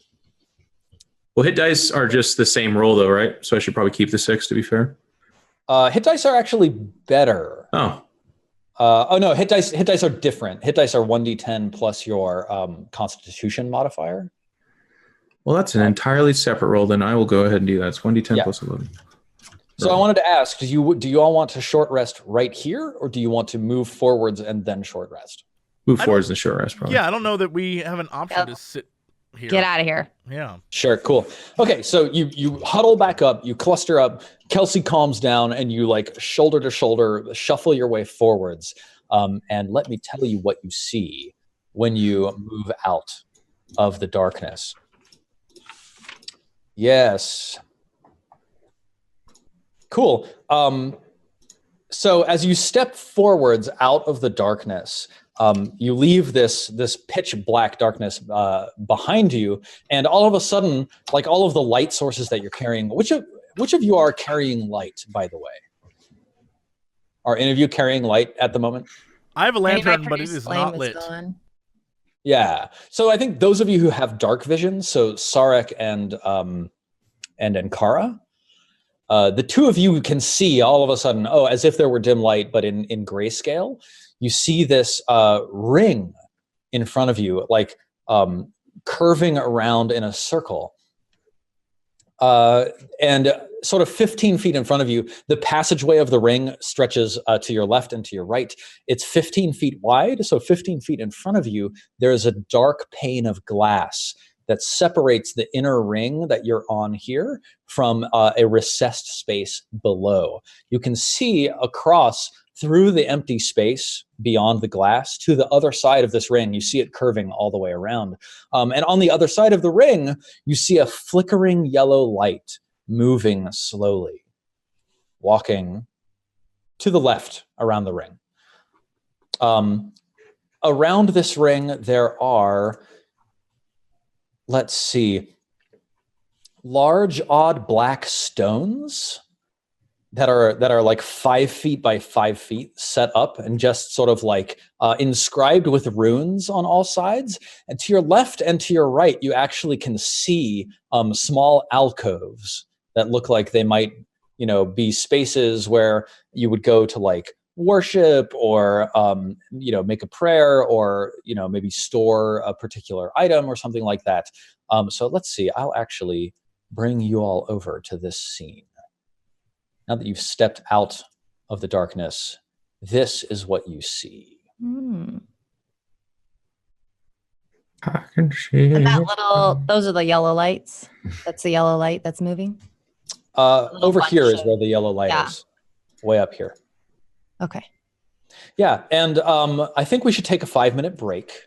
And at the same time, we should let our characters take a 10-minute rest. So I'll tick down the clock. And any of you who want to spend hit dice can feel free to. We can talk about it when we come back, whether or not you want to, smoke any. Good. Let's talk about it when I get back. Welcome back, everybody. Oh my goodness, that is the best song in the galaxy. Hands down. The best. Hands down. And if you're wondering, Jesse, where is that amazing song from? The Star Wars Kinect game for Xbox, in which, let me just put this out there, Han Solo has a dance-off with Lando Calrissian, and then Vader shows up and dance. It's amazing. It's one of the best things you'll ever see in your life. Is that actually from? I haven't seen this. Yeah, that's from. It's like a Kinect game where it's basically Just Dance, but with Star Wars characters, and all the songs are Star Wars spoofs, and it is genuinely terrible, except for that one song is just. Oh, the rest of them are bad. Oh, there's a Britney Spears one. There's a Princess Leia one. I don't know what that one is. Maybe it's like a spoof of I'm a Genie in a Bottle or something. Like, it's literally just, y'all don't even know. It is, but that one song, it's perfect. It's a perfect song. Yeah. Bella. Bronze is like, no, it's not. I'm out. She's gone. She I got hates no it. time for that. Hates it. Hates it. All right. Well, we're back. Let's jump back into it. I was Steven? freezing. Okay. I had to adjust my thermostat. Oh, okay. Right. Yeah. No. Right. Every time I leave isn't a political protest of the dumb things y'all are talking about. Wait. Whoa. Time out. Your headphones weren't even on. You just assumed we were talking shit. Came back. We're like, you guys are idiots. And then headphones. I heard all your Genie in a Bottle nonsense. I heard all that. Yeah. Nonsense. How dare you? Nonsense. The most important, scintillating conversations of our week. Yeah. True. All right, Steven, take it away, dude. All right, so y'all see all this shit in front of you, and you see this figure moving across the way through these darkened panes of glass. I think probably we should have you take a rest just inside of the darkness. You step out, you see all this, you step back, you take your short rest. Each of you, please feel free to spend your hit dice to recover hit points. Already did. Oh, I don't need to. And I sat up to Ankara. I'm like, you have one of them heals, maybe? Yeah. Now I've got, let's see. I guess I can, well, I guess before I rest, since I have extra spell slots, anyone who needs healing word, I will do that before. You don't get your spell slots back on a short rest. Oh, no, you're right. I don't. Oh. Do you remember that? I can still do that. I do. I get mine back. Can't relate. Can't relate. All right, hold on, Jeff. I'm a druid and I'm super powerful, but I have to take a hour break. Yep. She was just a dog. Like, literally just her I know. body I'm morphed jealous. into an That's animal. it. I'm jealous. Sorry, I have to moon trance and not sleep like you. You know, she's so cool. She's like, I'm going to turn into a dog or a bear Oh, or I a drew rat all of that. and then I drew throw all of it. acid everywhere and have Hey, a how's that giant book doing flaming for you, by the blade. way? The last chapter is all just scribbled black pages. It's like a bunch of cool stuff happened to you, but it's all just like dark. Someone took a marker and just like blah, Yeah. blah, blah, blah. Yeah. These spells suck. And you can spend as many hit dice as you want.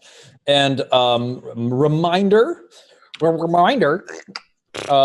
you can spend rations to re-roll your hit dice and take the higher of the two rolls. You can drink water, wine, or ale to gain temporary hit points equal to your level. And you can share pipe tobacco, fine liquor, or other luxuries to gain inspiration by sharing a short tale from your past. Cool. It looks like everybody's basically taken care of. Yeah. Okay. Now, take a look in the upper right-hand corner at the clock. Y'all are running short on time, and you've been feeling sort of the dying throes of the sun as you've been crawling through this darkness. You've got 2 turns of the clock left until the world collapses and you awaken on the Gardens of the Moon.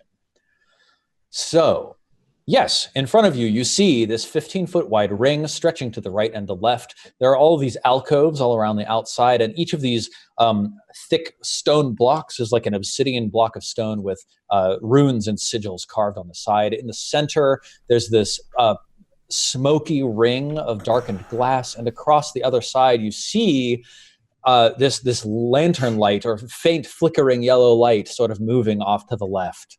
What do you do?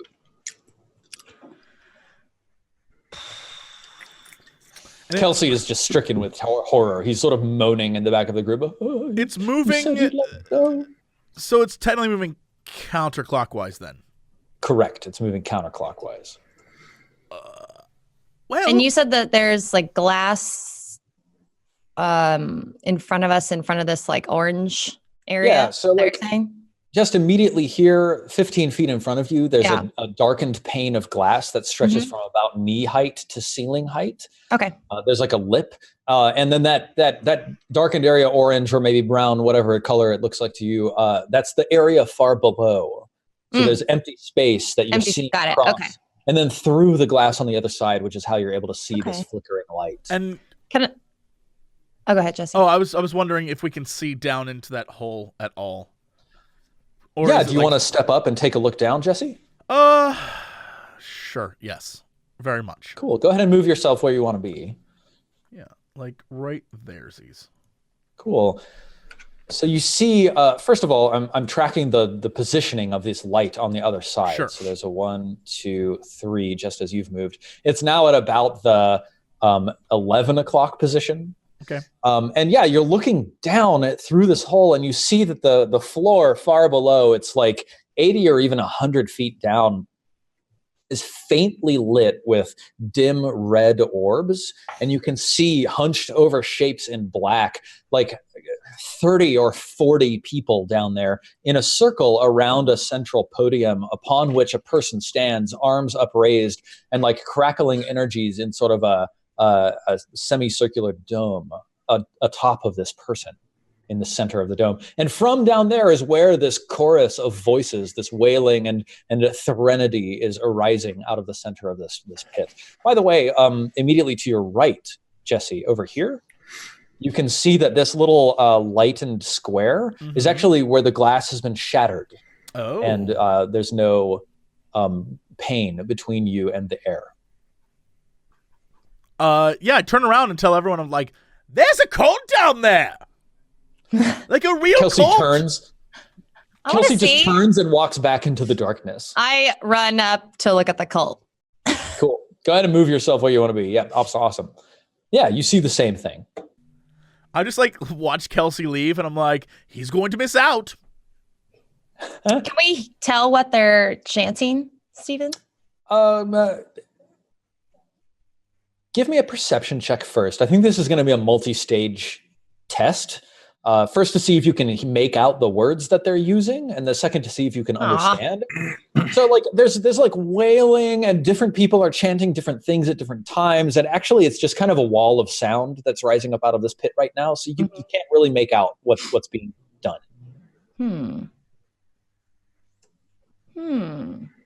wonder what they're doing down there. Do you think maybe they're the one who summoned the protection Are they over the the ones? capital? Can we see that their eyes are black?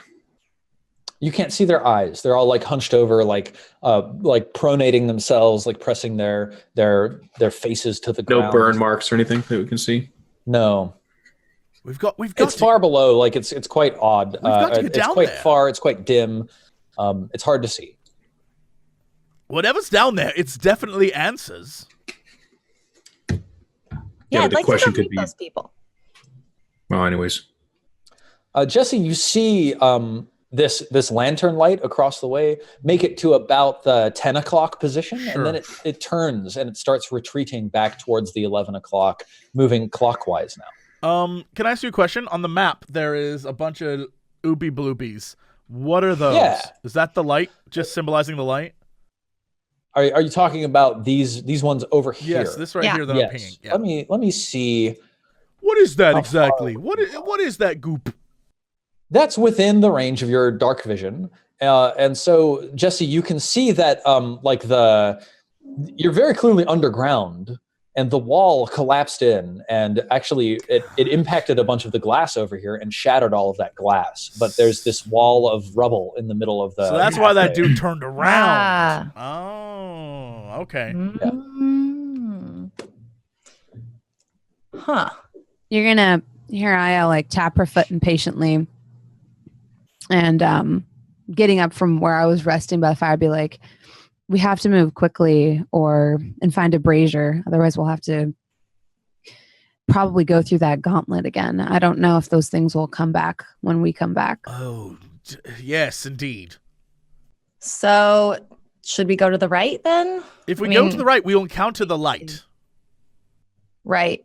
But if we go to the left, won't we just run into that rubble? I guess we could dig it out and go past it that way. That would probably take far too long. Well, is it possible to go towards the rubble and see what this light does? And We see. could try. Jesse, if you look closely, you can probably make out what this light is. Yeah, can we tell? Yeah, let's give it a shot. Yeah, give me Ankara, Jesse, anybody who's trying to look carefully at what this light is, give me a perception test. Perception chest. Damn, Jesse. 20/20 vision, let me tell you. Amazing. Yeah, both of you can make it out across the way. Let's see. A tall and gaunt man, cloaked entirely in black, stalks slowly on the opposite side of this ring. Dozens of gray candles rest on his shoulders and hunched over back, all of them lit, burning with a sickly yellow glow as he moves. His diaphanous black cloak hangs loosely off of his skeletal form, and beneath the cloak you see the glimpse of a horrific transformation. A rib cage now split, toothed, limber, chest transformed into jaw. A clear spindle of crystal orbits his head slowly and gently. Oh, shit. And Does he these are see candles us? on his back, Yes, he has candles he's on his hunched shoulders over and and he has candles up here, and and his chest is a mouth. mouth. And Yes. he's got a crystal Yep. head. Yes, he's got a crystal head. Okay. That's a lot to Does he unpack. have eyes? That's a lot to Does he unpack. have a face that It really is. eyeballs, or what's He has a head with eyes and a face and a mouth. Gaunt, pale. Are his eyes kind? His Are they eyes, kindly eyes? Kind eyes. This person's eyes are not shadowy. Oh. Okay, so he's a person-ish. Oh, I've seen or he's a people boss. before. Or he's a boss. He's a boss. What- Does he see us? Does he see us all Not yet. gawking at him? Okay. He doesn't see you all gawking at him, not yet. Ooh. Kara, we've all seen horrible things happen to you. I don't want to see that chest mouth thing bite you in half. It's just after the rats, I don't think I could handle it. So we Say the word and I shall slay it. hold on. Let's play it safe. Let's see what he does first. Yeah, he's just walking back and forth, Yes. right? He Maybe we can continues sneak it walking past him. clockwise. Let's see. I'm gonna put him on the map now that y'all have seen him. Let's see. Token I'd layer. love to see what token you use for this. I'm using a Bodak token. Unfortunately, I don't have anything much more than that. So he's normal. He's normal human sized, and he's just sort of walking. You said he was very gaunt. Maybe he just needs a snack, you guys. Maybe he's just Maybe he's just hungry. He does have a huge mouth. Quite possible. They say the way to Wonder what a he man's eats, heart is through though. his stomach. Maybe. He just continues Oh, look at him. We could his slow maybe progression. sneak past him. I'm thinking we see how far he goes back around, and if it's possible to Yeah. then slowly follow him back the other way. Without the black eyes, we know that if we kill him, he will not come back. It says he's the relic keeper, right? So do you think maybe he's protecting the relic? Maybe the relic's down. Something tells me, Britt, you might be onto That's something. metagaming. You're metagaming. That's incredible. Look at I you love using that big, bulgy, veiny Steven, brain. can I walk over to this first little rock enclave thing that you described? Or is that one of the black rocks with the runes and stuff? Can I look at that? Ping, which one you want to be? The closest one. So like this one right here. Yeah, totally. You can walk over there and take a look. Yeah. Yeah. He walks kind of slowly, so he moves over here while that happens. Yeah, it's a large block, like dolmen of stone with like runic carvings in its surface. Can I? Oh, sorry. go ahead. Oh, I want to see if I could get to the alcove. How big is it? Yeah. Investigate how big it is, how many people can fit in there, that kind of stuff. Totally. It's like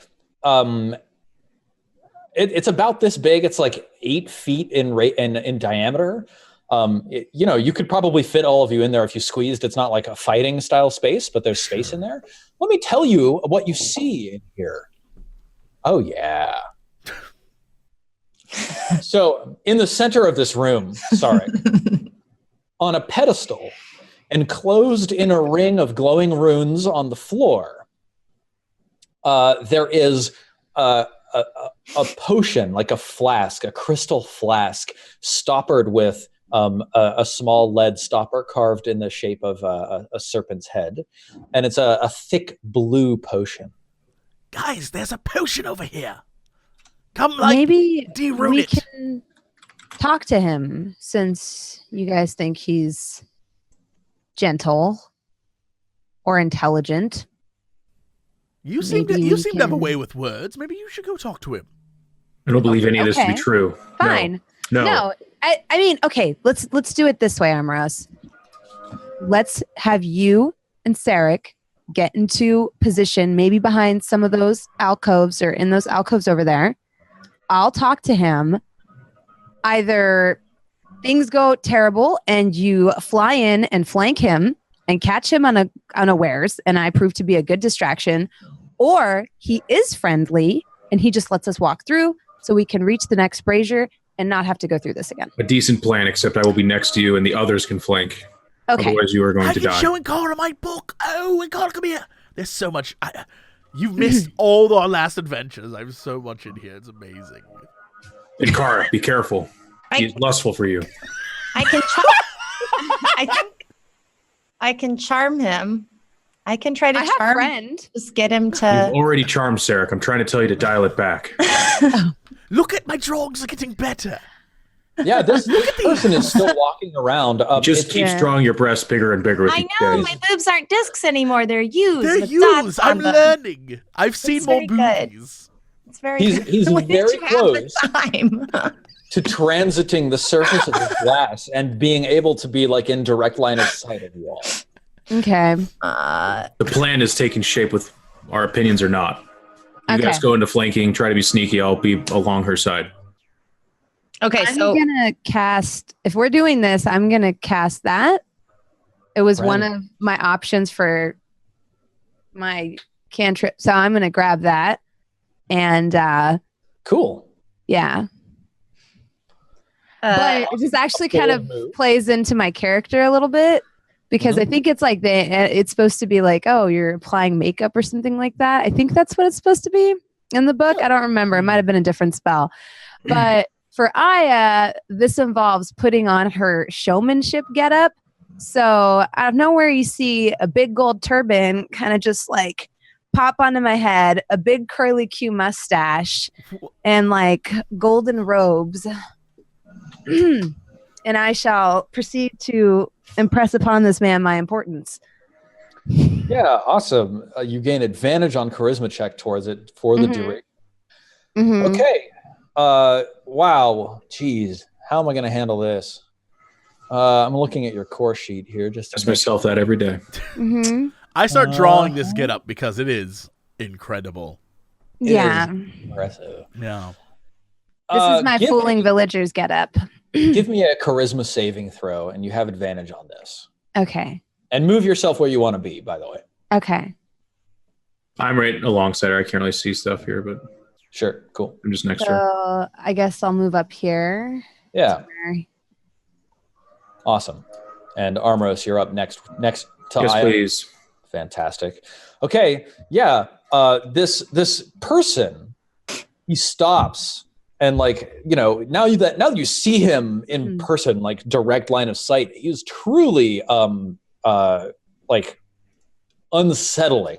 He's got these black robes draping over him. His chest is split and like very obviously has like sharp fanged teeth. It's like a vertical mouth. Mm-hmm. And he looks at you. He's got these burning candles on his back, and he says, he sort of like looks at you, cocks his head, and then looks at Armoros, who you're still wearing that bronze downturned cherub mask, right? Yep. Yeah. And he looks back to you, Aya, and he says, Oh, it talks good. have you come to witness the ritual? I've come to oversee the ritual. In fact, how fare thee this day? This day is like many other. I have memory of 3,087 such days. I have never seen your face before. The ritual will soon be complete. Perhaps this time, Dehaka will hear our prayers. Ah, yes. Dehaka. Dehaka and I have a great relationship with each other. He came to me in a dream once and spoke to me of a fang. And using this fang, I found my way to this sacred place. Super dope. Give me a deception check. With advantage, obviously. It's a charisma-based skill. 21. Yeah, he strides closer. He says, the Fang of Dehaka. It was stolen from us by someone of too little faith. But it found its way to you. Truly, your presence here has blessed us. Correct, you are. Good job serving. You turned it in, Carl. Dehaka. Do you like tap him on the shoulder? Mm. Like you leave a little room for Jesus. For Azizus, yeah. Cool. Yeah, he smiles and nods and says, Smiles. Yeah, he smiles like he pulls back the corners of his cheeks and exposes his teeth to you. Aww. And then he says, Mouth smile? he says, I presume you will be heading below to join the convocation. That is correct. Can you show me the way? It is strange that you know not the layout of our inner sanctum, but the path you seek lies behind me. Follow the stairs. Now I must attend to the relics, if you'll excuse me. He begins just like walking past you. Okay. I'm going to nudge Armoros and be like, Yeah, what's the action, Steven, on he's not expecting combat? I have his fully back exposed, and I want to just chop his spine. So like this is a surprise attack, which I think means you get advantage on your attack roll. And if I use fainting attack that also gives advantage, do I get double advantage? There's no such thing as double advantage in first edition. But Not yet, Steven, not yet. you would get to add the D8 to your damage. But once you attack him, then the charisma spell ends, right? Yeah, but as soon as the spell ends, he becomes hostile to you, literally written in the spell. Yeah, I'm definitely going to use... I'll just take the standard. No, I want to add 1d8, do I? Oh, it's a reaction, so I can do it after, actually. So I just take my advantage attack, yeah. Okay, awesome. So you step up to him and just strike at him. Ooh, 13. Yeah, I think your sword goes cleaving down and he just like steps to the side. Mm-hmm. Like you see this like burning eye look back at you over the shoulder, and there's like this moment where your sword is like frozen in the air, time stops, and he's like staring at you, and he says, "Liar." And then time continues. Woof. Do you want to do anything else, Armoros? I'm good. I'm going to use my reaction to do the fainting attack. Cool. So this also has advantage. Fainting attack is a bonus action. You use a bonus action to faint, and then for your attack, you have advantage. Yeah. You need to like spend your action surge. Yes, in order to take another attack. Done and done. Cool. Cool. Remove the. It's just I get to do it once. Okay. Yeah. 15. 15 hits your sword, biting into his thigh. 10 damage plus 1d8. Roll it up. 17. 17. Let me grab the Relic Keeper. Armor class 15. Oh, yeah. Cool.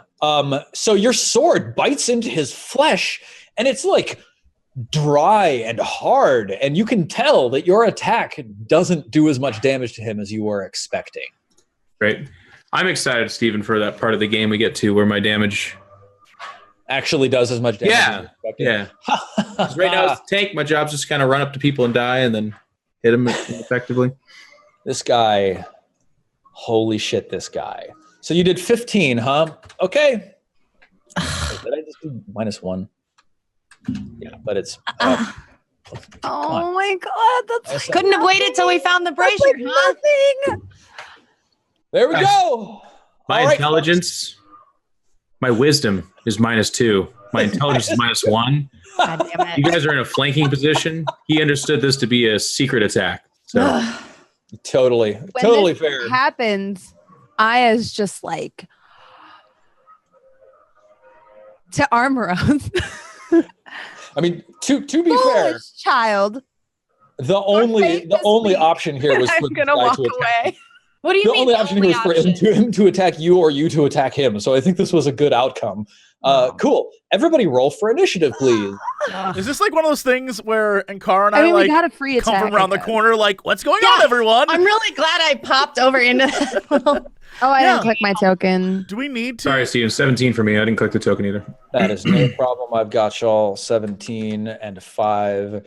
Ankara and Sarek, I need you as well.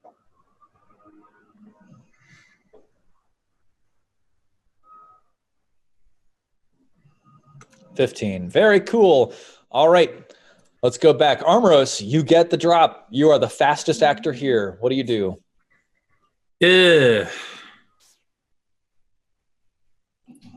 So in order for me to use fainting attack, okay. Wait. You've still got 3 superiority die, so you can use fainting attack again. Yeah, I'll do it again. So you spend your bonus action to do a feint, and then you attack with your attack action. Yes, sir. So with advantage, 26. It's a crit. Damn, that means you double roll your D8 as well. Let's do it, baby. 19. 19, and then 2d8 plus 9 is 28 damage. So, you dealt a good solid bite to this guy. Very nice. Sarek, Armoros, do you want to move, or are you staying here? Is there anything else you want to do? No, I stay right in his face, I guess. All right, cool. Sarek, your turn. God. Can I? I'm not engaged in combat yet, am I? No. Okay. Can I use? Let's. Crapoly. Can I determine? Basically, I want to find out if the runes around whatever potion this is, if they are in some way connected to this dude's being alive, or if they're magically scrawled there, or if he has some way to basically, is it worth trying to figure out what these runes do now or how are you trying to figure this out? Are you like looking at them and like consulting a book, or like your memory of something? Are you like messing with them? Are you trying to like feel the magical flow through the air? What are you doing? So I would think I would try and use some of my, the ability I want to use obviously is going to be eye for detail, but I want to like see if I know from any, because I'm fluent with like Elvish, Draconic, and Infernal language, see if I like recognize any of these symbols, see if I can figure out like how they've been carved into the ground, or if they are even carved, if it's just like magic symbols that are there. Any way that I can figure out, how to get access to this potion, or maybe what Give the potion me an is. investigation check. Sure. Before I leave this room, I might as well. Man, you know what? Like, don't. you don't recognize this as any language. There's like glowing runes on the ground. You don't know what they do. You don't know what they're for. You don't know what language they're in. You got nothing, bro. All right. I just like looking at Gara, and I was like, I don't think this is important. You should go fight. Do you just leave? Or this No, seems I important. point for you to go fight. You want me to go fight? I'm not Go going. fight. It's still your turn, Jesse. You can take It's an not my action. You can turn. move. You can do whatever you want. Oh, all right. I should go fight. Yeah. So I just like I'm gonna step out around the corner and I guess help. This is insane. Yeah. I watch him like look around and be like, "This isn't important," and leave. And I'm just like, Yeah, I'm gonna just fire off a shot at this dude who's with my friends, I guess. Yeah, move yourself where you want to be. It's a sneak attack, though, right? And then take your attack. Yeah, it will be a sneak attack. Yeah, so I'm gonna just come right around the corner. Cool. As soon as you come around the corner, he says, "The relics." And I look at him like, I don't even know what they are, bro. And I just fire a shot off. Nice. Fire. Ooh, a 13. Yeah, your arrow slams into the glass and sticks out of this shadowed glass. All right. He's terrifying looking. Oh my god, up close, it's terrifying. You didn't know which mouth to aim at. Yeah, to get two mouths. I've never seen that before. The relic keeper makes 3 melee attacks, 2 with its short swords and 1 with its chest. So it's attacking you, Jeff, I think twice with its short swords, and then it's directing its chest attack at Aya. So short sword, holy shit. The first short sword attack hits you, Jeff, dealing you 8 piercing damage. And then Aya, it like steps forward. Oh my god, it's the pain train. and its chest opens and you hear that sound come out of the depths of its chest. And, a 17 hits you, and it brings its rib cage closed on like your arm, dealing you 10 piercing damage. Then, as a bonus action, And it goes. Can I take my reaction and set him on fire? yes. Okay. It starts As it licking your bites forearm down, before she does you that. just see me go, oh my god, this is so disgusting. Oh. And, I point at it, and I'm going to at least try to rebuke it. Yes. Disgusted mouth, So I it'd be rebuke 13. thee. I did DC not roll 13 that dexterity well. saving throw, fire level 2. Yeah, so that's 2 plus that 13 damage. Yeah, awesome. Okay, let's take a look at its dexterity saving throw.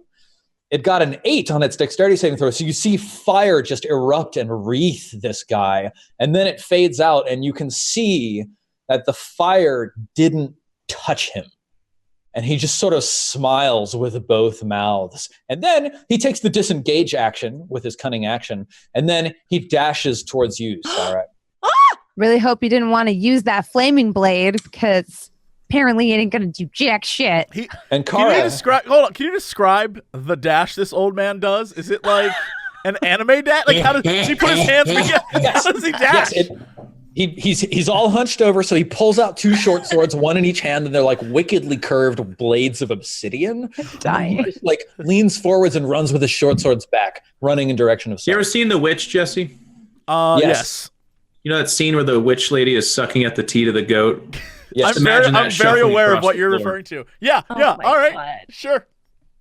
Okay. Sure. And Kara. Well, question. Yes. Where is Kelsey? Kelsey ran. He ran into the blackness. Kelsey Everybody was ran like, A away. while ago. Kelsey. A while ago. Okay. I set him okay. free. It doesn't matter. We don't care about Kelsey. He's on All his right. own. He's fine. Well, I guess I'm gonna just roll investigation to see if I can read any of these runes. I guess. Okay. Just to 15. Okay.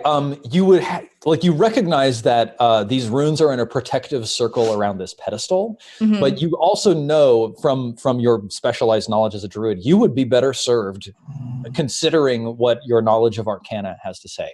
So go ahead and Okay. make another check of Arcana. Ugh.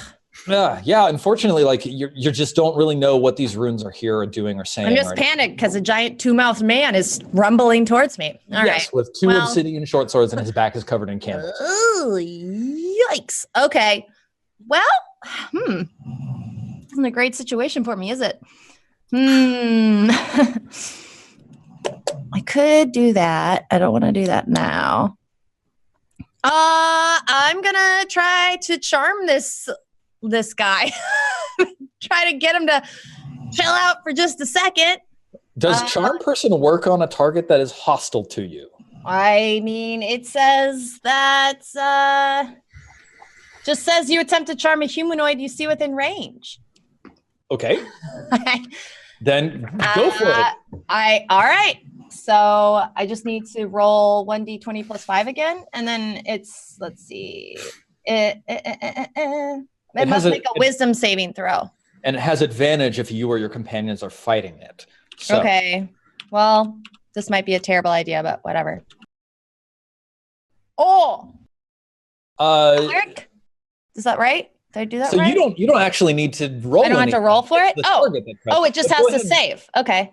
Yeah. Do you have the spell ready, or Oh, did you no. not copy it? Do you want me to read Okay, it? that's fine. So what's your spell save DC? It should be at the top of your spells page. My spell save DC is 13. Cool. And it has a wisdom saving throw. It has advantage. Yeah. Okay. It stops up short just in front of Sarek, and then it looks at you and with a very confused look on his face. And then he says, my lady, I didn't realize. It confused Sark for a lady? Forgive me. No, me. No, it's looking at Ankara. It's looking. Oh, I was like, because I was going to excuse him. Like, a lot of people have made that mistake. It's So my elvish good looks. Ankara, what do you do now? That was your action. You can still move. You can still like take a bonus action, etc. I think I'll go over to where the rest of the group is right now. Sure. You're just like walking past him. I'm just like, hello. And I just like pat him Yeah. on the shoulder. Can I talk to him before I walk up there? Yeah. Okay. So, I mean, how charmed is he? Like, can I ask him what will kill him? He's charmed. He's friendly to you. You're friendly. But like, if What? you asked a friend how to kill them, would I mean- they realistically answer you? I mean, it depends on your friend, but fine. Whoa. And it lasts, charmed person lasts for Yeah, an hour. Wow. So I think I'm just going to say to him, like, I mean, is there anything we should ask him, you guys? So I'll just ask Sarek, like, what? Wait. Are we out of combat? No, we're If- just like paused, right? So an important thing to communicate to your friends: if they attack him, he immediately loses the touch spell. him. Do not touch him. No touchy. No Yeah. touchy to bad guy. He says, I didn't see you. I didn't realize you were bringing your companions here. The Blade of Dehaka is a So there's a magic complication a little bit here. And Steven, I don't know which way you want to play it. But my friend spell, after it ends and it only lasts for a minute, the creature realizes that I cast it on them and they become hostile to me. Is that overridden by the charm? I think charm, being a first level spell, does overwrite. Okay, good. Previous, Good. friends. Otherwise, he is just going to go right back to attacking us. Okay, sweet. Yeah. So hang on, Armoros, you asked if the Blade of Dehaka, the Fang of Dehaka, was magical. You had done detect magic on it earlier and had it identified by Saloon. It is not magical. And also you left it in the mouth of the statue. interesting. It's still there, but yeah, you don't have it with you right now. So yes, Ankara, is that all you want to do with your turn? No. This conversation's not even close to being over, and I gotta move. Okay. So I'm assuming like he's charmed by me, but is he still pissed off at everyone else? He's charmed by you and generally like extending his grace to your friends. Okay. Yeah, because I'm like, I'm so sorry. Like there must have been a misunderstanding. Yeah, there was a total misunderstanding. And if you wouldn't just mind for just a quick little moment, just, Let me know it's my turn, Steven. away, but like cover your ears, or just like give us a minute to chat privately. Is that okay? I will continue with my patrols. Okay, great. And then Yeah. he walks away for a minute, and then I'm like, all right, we need to come up with a fucking plan. That was hang on. incredible. We gotta like go through all of the combat orders here. So then it's Aya's turn. Aya, what do you do? A little confused by what just happened. I'm going to. Do you look around? My action. Yeah, boom. You're so smart. My I'm God. just gonna hold my action. I'm What you actually still holding there, Browns girl? ready. I'm on guard because this thing just took a chunk out, like more than half my health. Yeah. So give me an if-then statement. If blank, then what? If he so much as flinches in my direction, Yes. I'm gonna blast his motherfucking chest hole. Awesome. I'm gonna fucking. It's gonna be like a cheap girl on prom night. Damn. Chest hole blasting. Why she gotta be cheap, bro? Be an expensive girl. She Poor can be guy. an enthusiastic It's girl. prom night. It's much more pleasant. It's prom night. Misconception. though. Blow about my expensive Eldritch women. load in its chest cavity is what's gonna happen. I get What the happened image. on prom? Armoros, it's your turn. What are you gonna do? I killed a person. Okay. Like Lando Calrissian dressed as one of Jabba the Hutt's guards. Yes. The palace. I give the knowing nod, knowing exactly what's happening, and I'm going to saunter around behind it. Yeah. And take another sneak attack.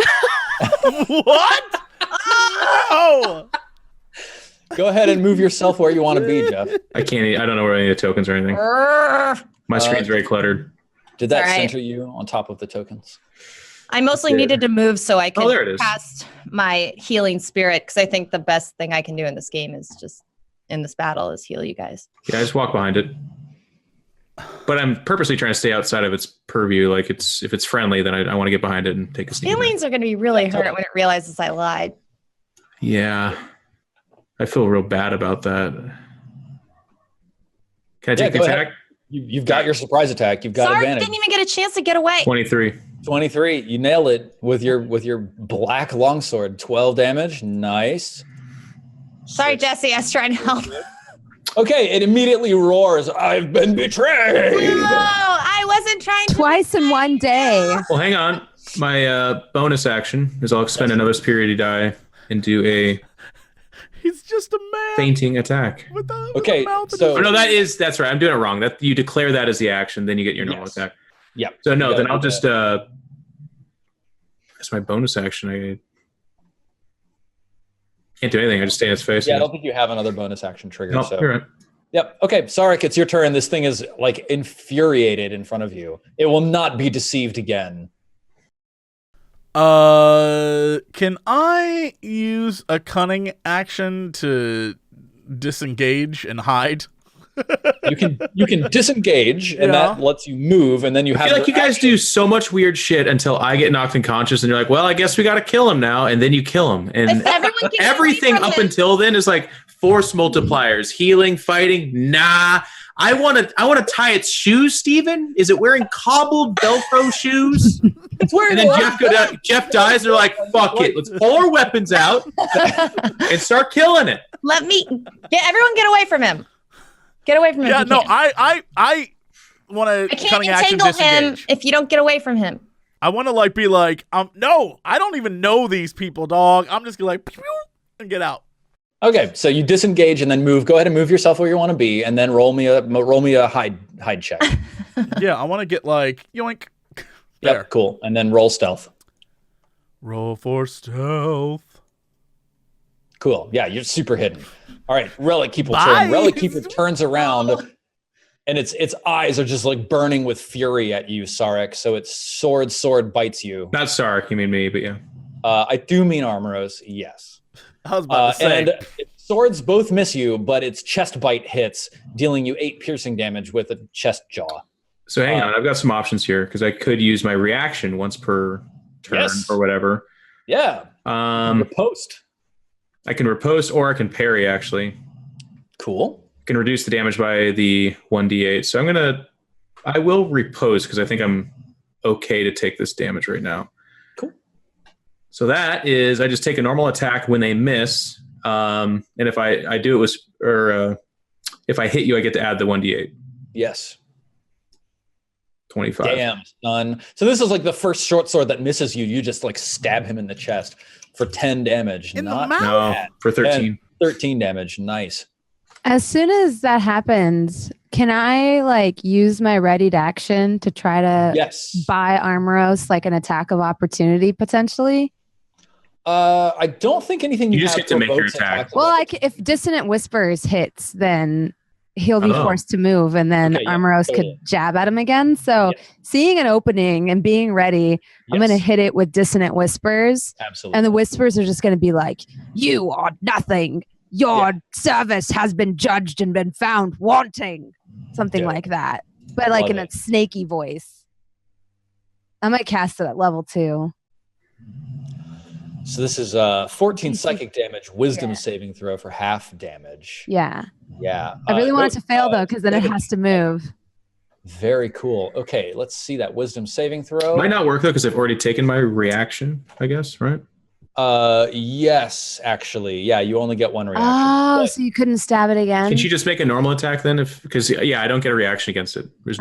That's fine. It's okay. It'll still move away from you, so let's move it towards Sarek, I guess. Away from you, and it's also going to take 17 damage. And this is a fully effective 17 damage. Ooh, baby. Ooh. And then it moves. How fast is it? It's 30. I like it shuffling away. 30? It goes towards Kara. 5, 6. You were supposed to be my friend, Ankara.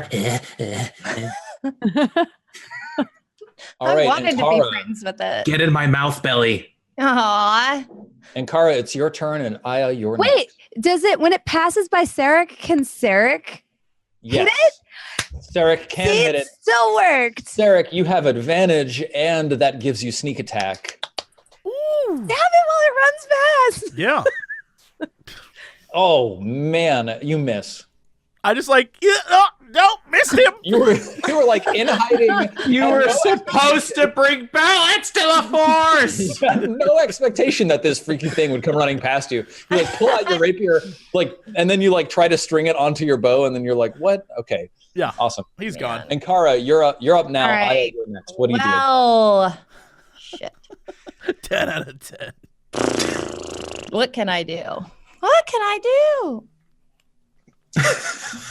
I guess I should just run to somewhere safe, which is nowhere, and start healing people. Because if I cast Entangle now, Sarek, you'll be stuck, and that's bad. Armoros is pretty low. Yeah, I'll cast Healing Spirit, even though the one person who needs it just completely ignored all of my direction. Begrudging. I can't hear you over the sounds of my character and the way he is. I don't have this put in, so I'll just read it real quick. Call forth a nature spirit. That's my little platypus. Spirit appears in a space that is a 5-foot cube that I see within range. Until the spell ends, but wherever me or my creature can or a creature you can see moves into the spirit's space for the first time on a turn or starts its turn there, you can cause the spirit to restore 1d6 hit points to that creature. No action required. Spirit can't heal constructs or undead. As a bonus action on your turn, you move the spirit up to 30 feet. I like the picture in Kara, like arms slightly crossed, looking at the battle. There's my character covered in wounds and blood, and she's like, "What can I even do? I don't understand. Like, I could become a platypus, or I'm not an becoming a orangutan." platypus. I'm summoning my little platypus, and Are you he serious? suddenly poofs, and he's like, It's a healing platypus, Jeff. Oh, is it? It is. "It's on the ground," and I go, It's her Patronus. "Go!" How long does healing spirit last? Up to a minute. Cool. And where do you want to put it? Well, he has to be in the same square as Armoros, so he's just gonna waddle over there and Okay, start. he's on top of armor. This is really good imagery, though. I do actually. Climbs up on his shoulder, starts kissing his little forehead, Armoros' forehead. Awesome. But with a bill, like a really Yeah. creepy. It's not less a kiss and more of a slap. Like It's danging its poison spines in. All right, Aya. Do What do you I do? do I need a roll for Alright. him to restore? No, it's going to happen at the on start his of next his turn. Yeah, you're right. So Aya, it's your turn. Armoros, you're up next. Aya, what do you do? I've blown my entire spell slot load, so I'm gonna go with a good old fashioned Eldritch Blast. Nice. Do you have line of sight? Yep. Oh, okay, good. I was gonna say, I think so. Oh no, you don't. You need to move. I don't. I will move here and then launch an Eldritch Blast, and also get a closer look at that weird ass platypus. Cool. That thing's cute. What's that thing? Wait. Its name is Jerry, by the way. Eldritch Blast. No. We'll go with that. Perfect opportunity to call it Patty, and you go with Jerry. Why would I call it Patty the platypus? No, it's Jerry the platypus. Well, Obviously. Jerry. Jerry. I don't know if force damage is going to do that much to it. So instead, maybe I'll go with Toll the Dead. Okay. Yeah. Okay, let's do that. I'm gonna Toll the Dead. Cool. What does it look like? I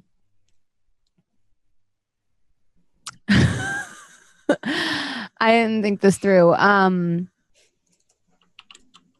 It's almost like similar to the creepy cultish sound when we first walked into the basement.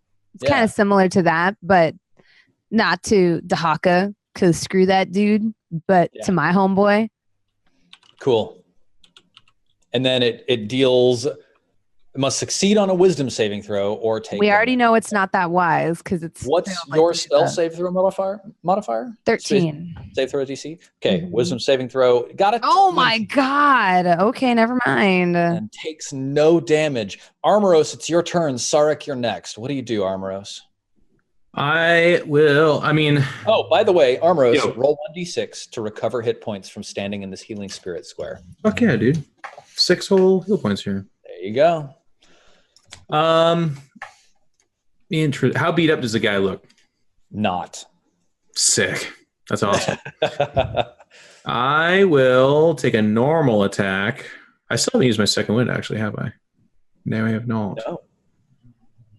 I will, just a normal attack. Move yourself where you want to be. Oh shit, we're doing that again. Sorry, I thought this was D&D, not video games. Hang on one sec. Did he move? He did. He's down over here. Whoops. That's right. He scuttled off 30 feet. Yep. You can get to him with one move, so you're fine. But okay. Yeah. Do you guys just delete your character sheet every time and then reopen it? Is that what you all do?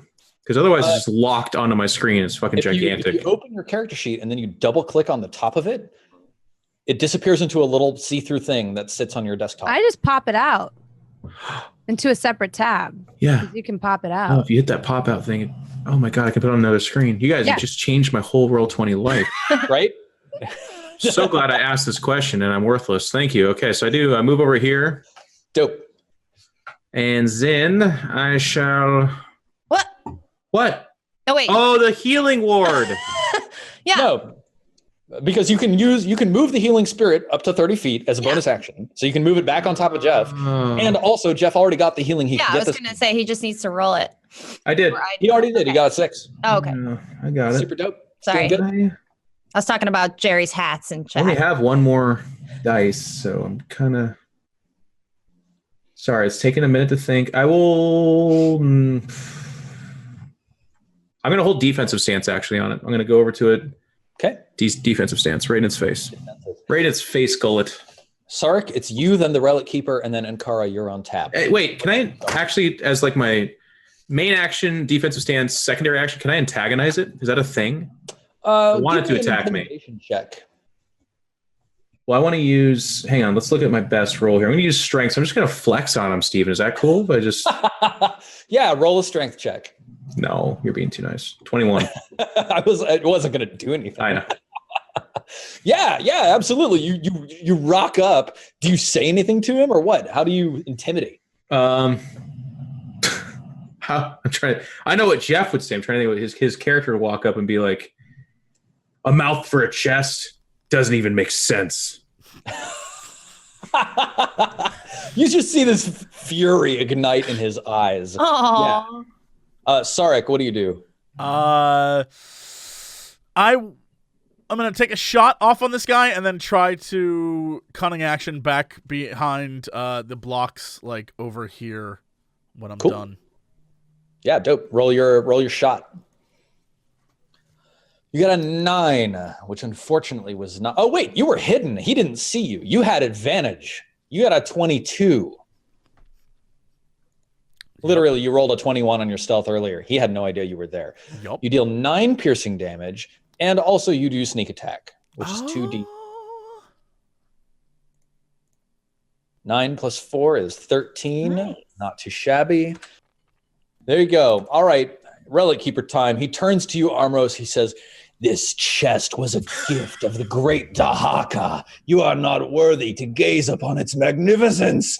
And then he short swords and bites you. Disadvantage. 2 chest Keep bite. it going. Damn you, Steven. Damn. Ooh. He deals you 10 piercing damage. Hang on. Then with that, Are you parrying? yeah, I have to, right? Sure. So I expend the 1 dice. I'm down to 0. All right. And I reduce it by 1d8. Yeah. So I take 7. Take 7. Very, very cool. I like that. This is the first time I've seen a Battle Master in action. It's very cool. Yeah. Ankara, it's your turn. Aya, you're next. Ankara, what do you do? Are you the healing spirit anywhere? Yeah, Jerry's got to go over here. Awesome. Jerry. Jerry's You're right on top of me, Jerry. Chad asked about his hat, and he's wearing a birthday hat, just so everyone knows. At the start of Jeff's turn, he will heal 1d6. Cool. And then I guess I should just shoot at it with my bow. Pretty reasonable. Yeah, that seems like the thing I'm going to do. Let's see.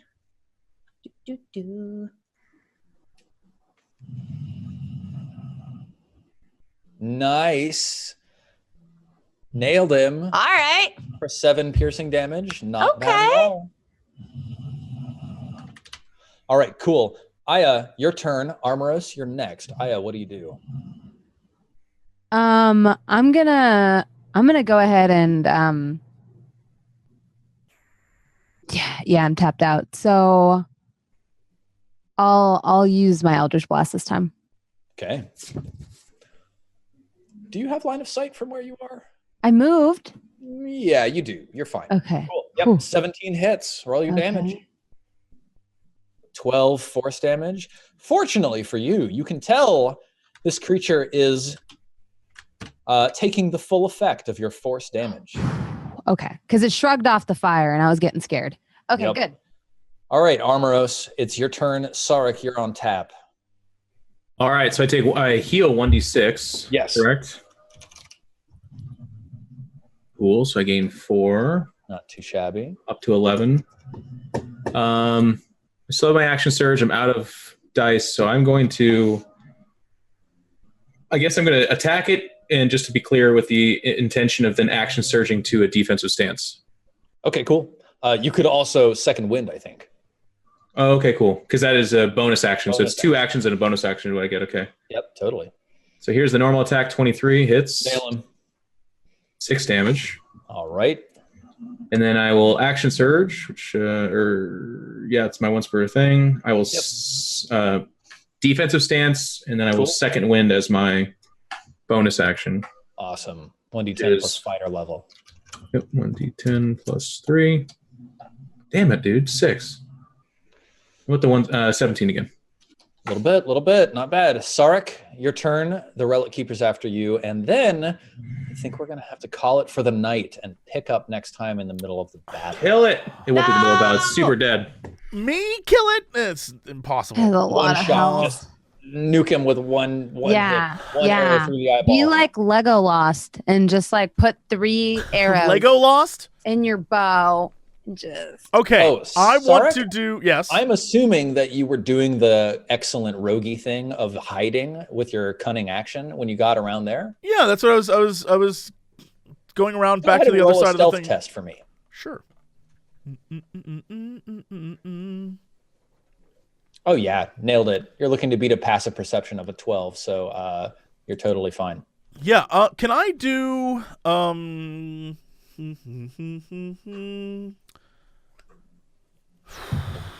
insightful fighting as a bonus action?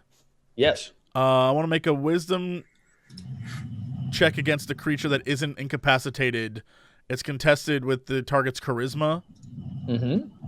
If you succeed, you can use... Oh, I don't need to use this. Never mind. It's about sneak attack stuff. So never mind. This I already have benefit it. lasts for 1 minute, though. So you just get sneak attack for 1 minute against this target. True, but this is the last roll for today, yeah? So I don't so let's do it next time. Yeah. Okay, you have advantage because you're popping out of stealth and popping a shot off. Okay. Go ahead. Ooh, yeah. Unfortunately, the last shot of the day is a big old whiff, flying through the air, sailing straight through Jeff the platypus. Jerry! It's Jerry, darling. It's Jerry. Jeff was Jerry's friend, and Jerry's like, no. And Jeff's like, dies. It's so heartbreaking. Heartbreaking.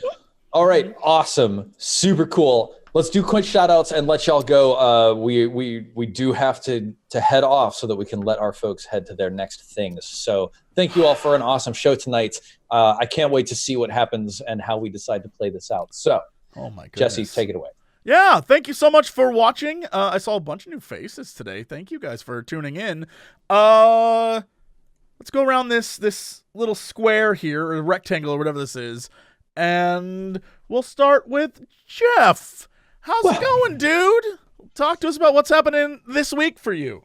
Jesse, thank you so much. I really appreciate that. Bronze, I'm going to keep this to 15 minutes or less, so no worries, okay? Let me just kind of file through. No, thank you so much. It's always fun to hang out with you guys. Love playing games with these awesome people. It's been really fun. For me personally, I do a StarCraft 2 talk show every Wednesday at 5:45 p.m., so it's going to be later today. If you know our interest in StarCraft, which is probably almost none of you, tune in anyways. Who knows? You might get a chuckle. Otherwise, I'm looking forward to streaming some Battlefleet Gothic Armada tomorrow. 2 comes out. It's going to be really, really fun, really cool. There's a Tyranid campaign and stuff. Sounds awesome. Otherwise, I'm streaming a bunch of StarCraft and some other games. The room change is because I just moved offices. There's going to be a green screen that pulls up behind me. We're not quite there with the audio yet. I have all kinds of stuff to improve it. So hopefully it all gets a lot better. It should be really fun. And then I'll be around next week streaming as well. So just thank you guys so much. Appreciate it. Oh, In Control TV on all this stuff. If you want to follow me on Twitter and everything. Cool. Post a picture of my dog a whole bunch, pretty much. That's all I do. I'm a dog repositor. Yeah. Moving quickly along. Bronze, what about you? What is your week like? Hi, hello. I'm That Bronze Girl. You can find me on Twitch and Twitter at That Bronze Girl. I'm live most mornings at like 7 a.m. Pacific Standard Time. I wake up very early. So if you're one of the people that's like, I want somebody to watch in the morning, I'm your gal. I do a lot of variety casting on my own channel and a lot of retro games, but you can also catch me on RPGs around the internet. Relics and Rarities is coming out in just a couple weeks. I got to play D&D with Deborah Ann Wall and a bunch of other people from the Netflix show Daredevil, so you can see that. And a sub to that Bronze Girl is a vote against racism. Yeah. Yes. But it supports the abuse of older people too, so it's kind of a it's a tough one. Oh, okay. Steven, what's happening with you this week? Steven, I'm Silent Osiris, waving a hair tie at you to get your attention. Thank you for tuning in. Thank you, all of you folks, for playing an awesome game of D&D. I'm super excited about like all of the shit that's happening right here. Like there's some good stuff. Yes. Tune in next week for more of the Sunfall Cycle, and follow me on Twitter at Silent Osiris. The O is a 0. That's all. And last, but certainly not least, are you still Britt Wiseman? You know, I wasn't, but today, again, I am Britt Wiseman. Yeah. Bronze was right. Bronze was right last week. I wasn't myself, and that's why I wasn't here because Gary he bit my finger. I was bitten by Gary Busey, so I turned into Gary Busey. And It's the best outro so far. Keep going. Weird. He might bite me again next week. Yes. Next week you might be. I'm actually so compelled by this cliffhanger that I'm going to see if I could just change my flight. I have to go out of town for work, but I'm going to try and just push my flight so I can return. But if not, Gary Busey bit me. I'll be back after. Thanks, guys, for watching. Thank you for letting me play. This is fun as always. I'm obsessed with Jerry, my little platypus birthday hat wearing spirit animal. And I don't know, have a good weekend. So, yeah, see you later. How did he get a birthday hat? What happened? Chat was like, what about his hat? And I was like, good call. He has a birthday hat. Because if he's a spirit and he's healing people, you want it to be fun. And it's his birthday. Right. Can we also make it canon that he plays a kazoo? I don't see why not. No, that's how he Into talks. battle? He talks through a kazoo. Yeah, that's what his voice sounds like. Yeah. All right, well, that's it for us. Thank you so much for watching. The VOD will be up soon, and we will see you all next week, Wednesday, 10 a.m. Pacific time. So that's it for us. Bye, everybody. You know, where's the payoff? Bring the strippers and booze! We do occasionally talk about video games. Bring the strippers and booze! Not enough time for video games. Bring the strippers and booze! Oh, thank God, I don't need pants now. Hey, JC, what are you doing? Not much. Making a fortune. Yeah, now sing music. Bring the strippers and booze! I'm here to ask and answer one simple question. You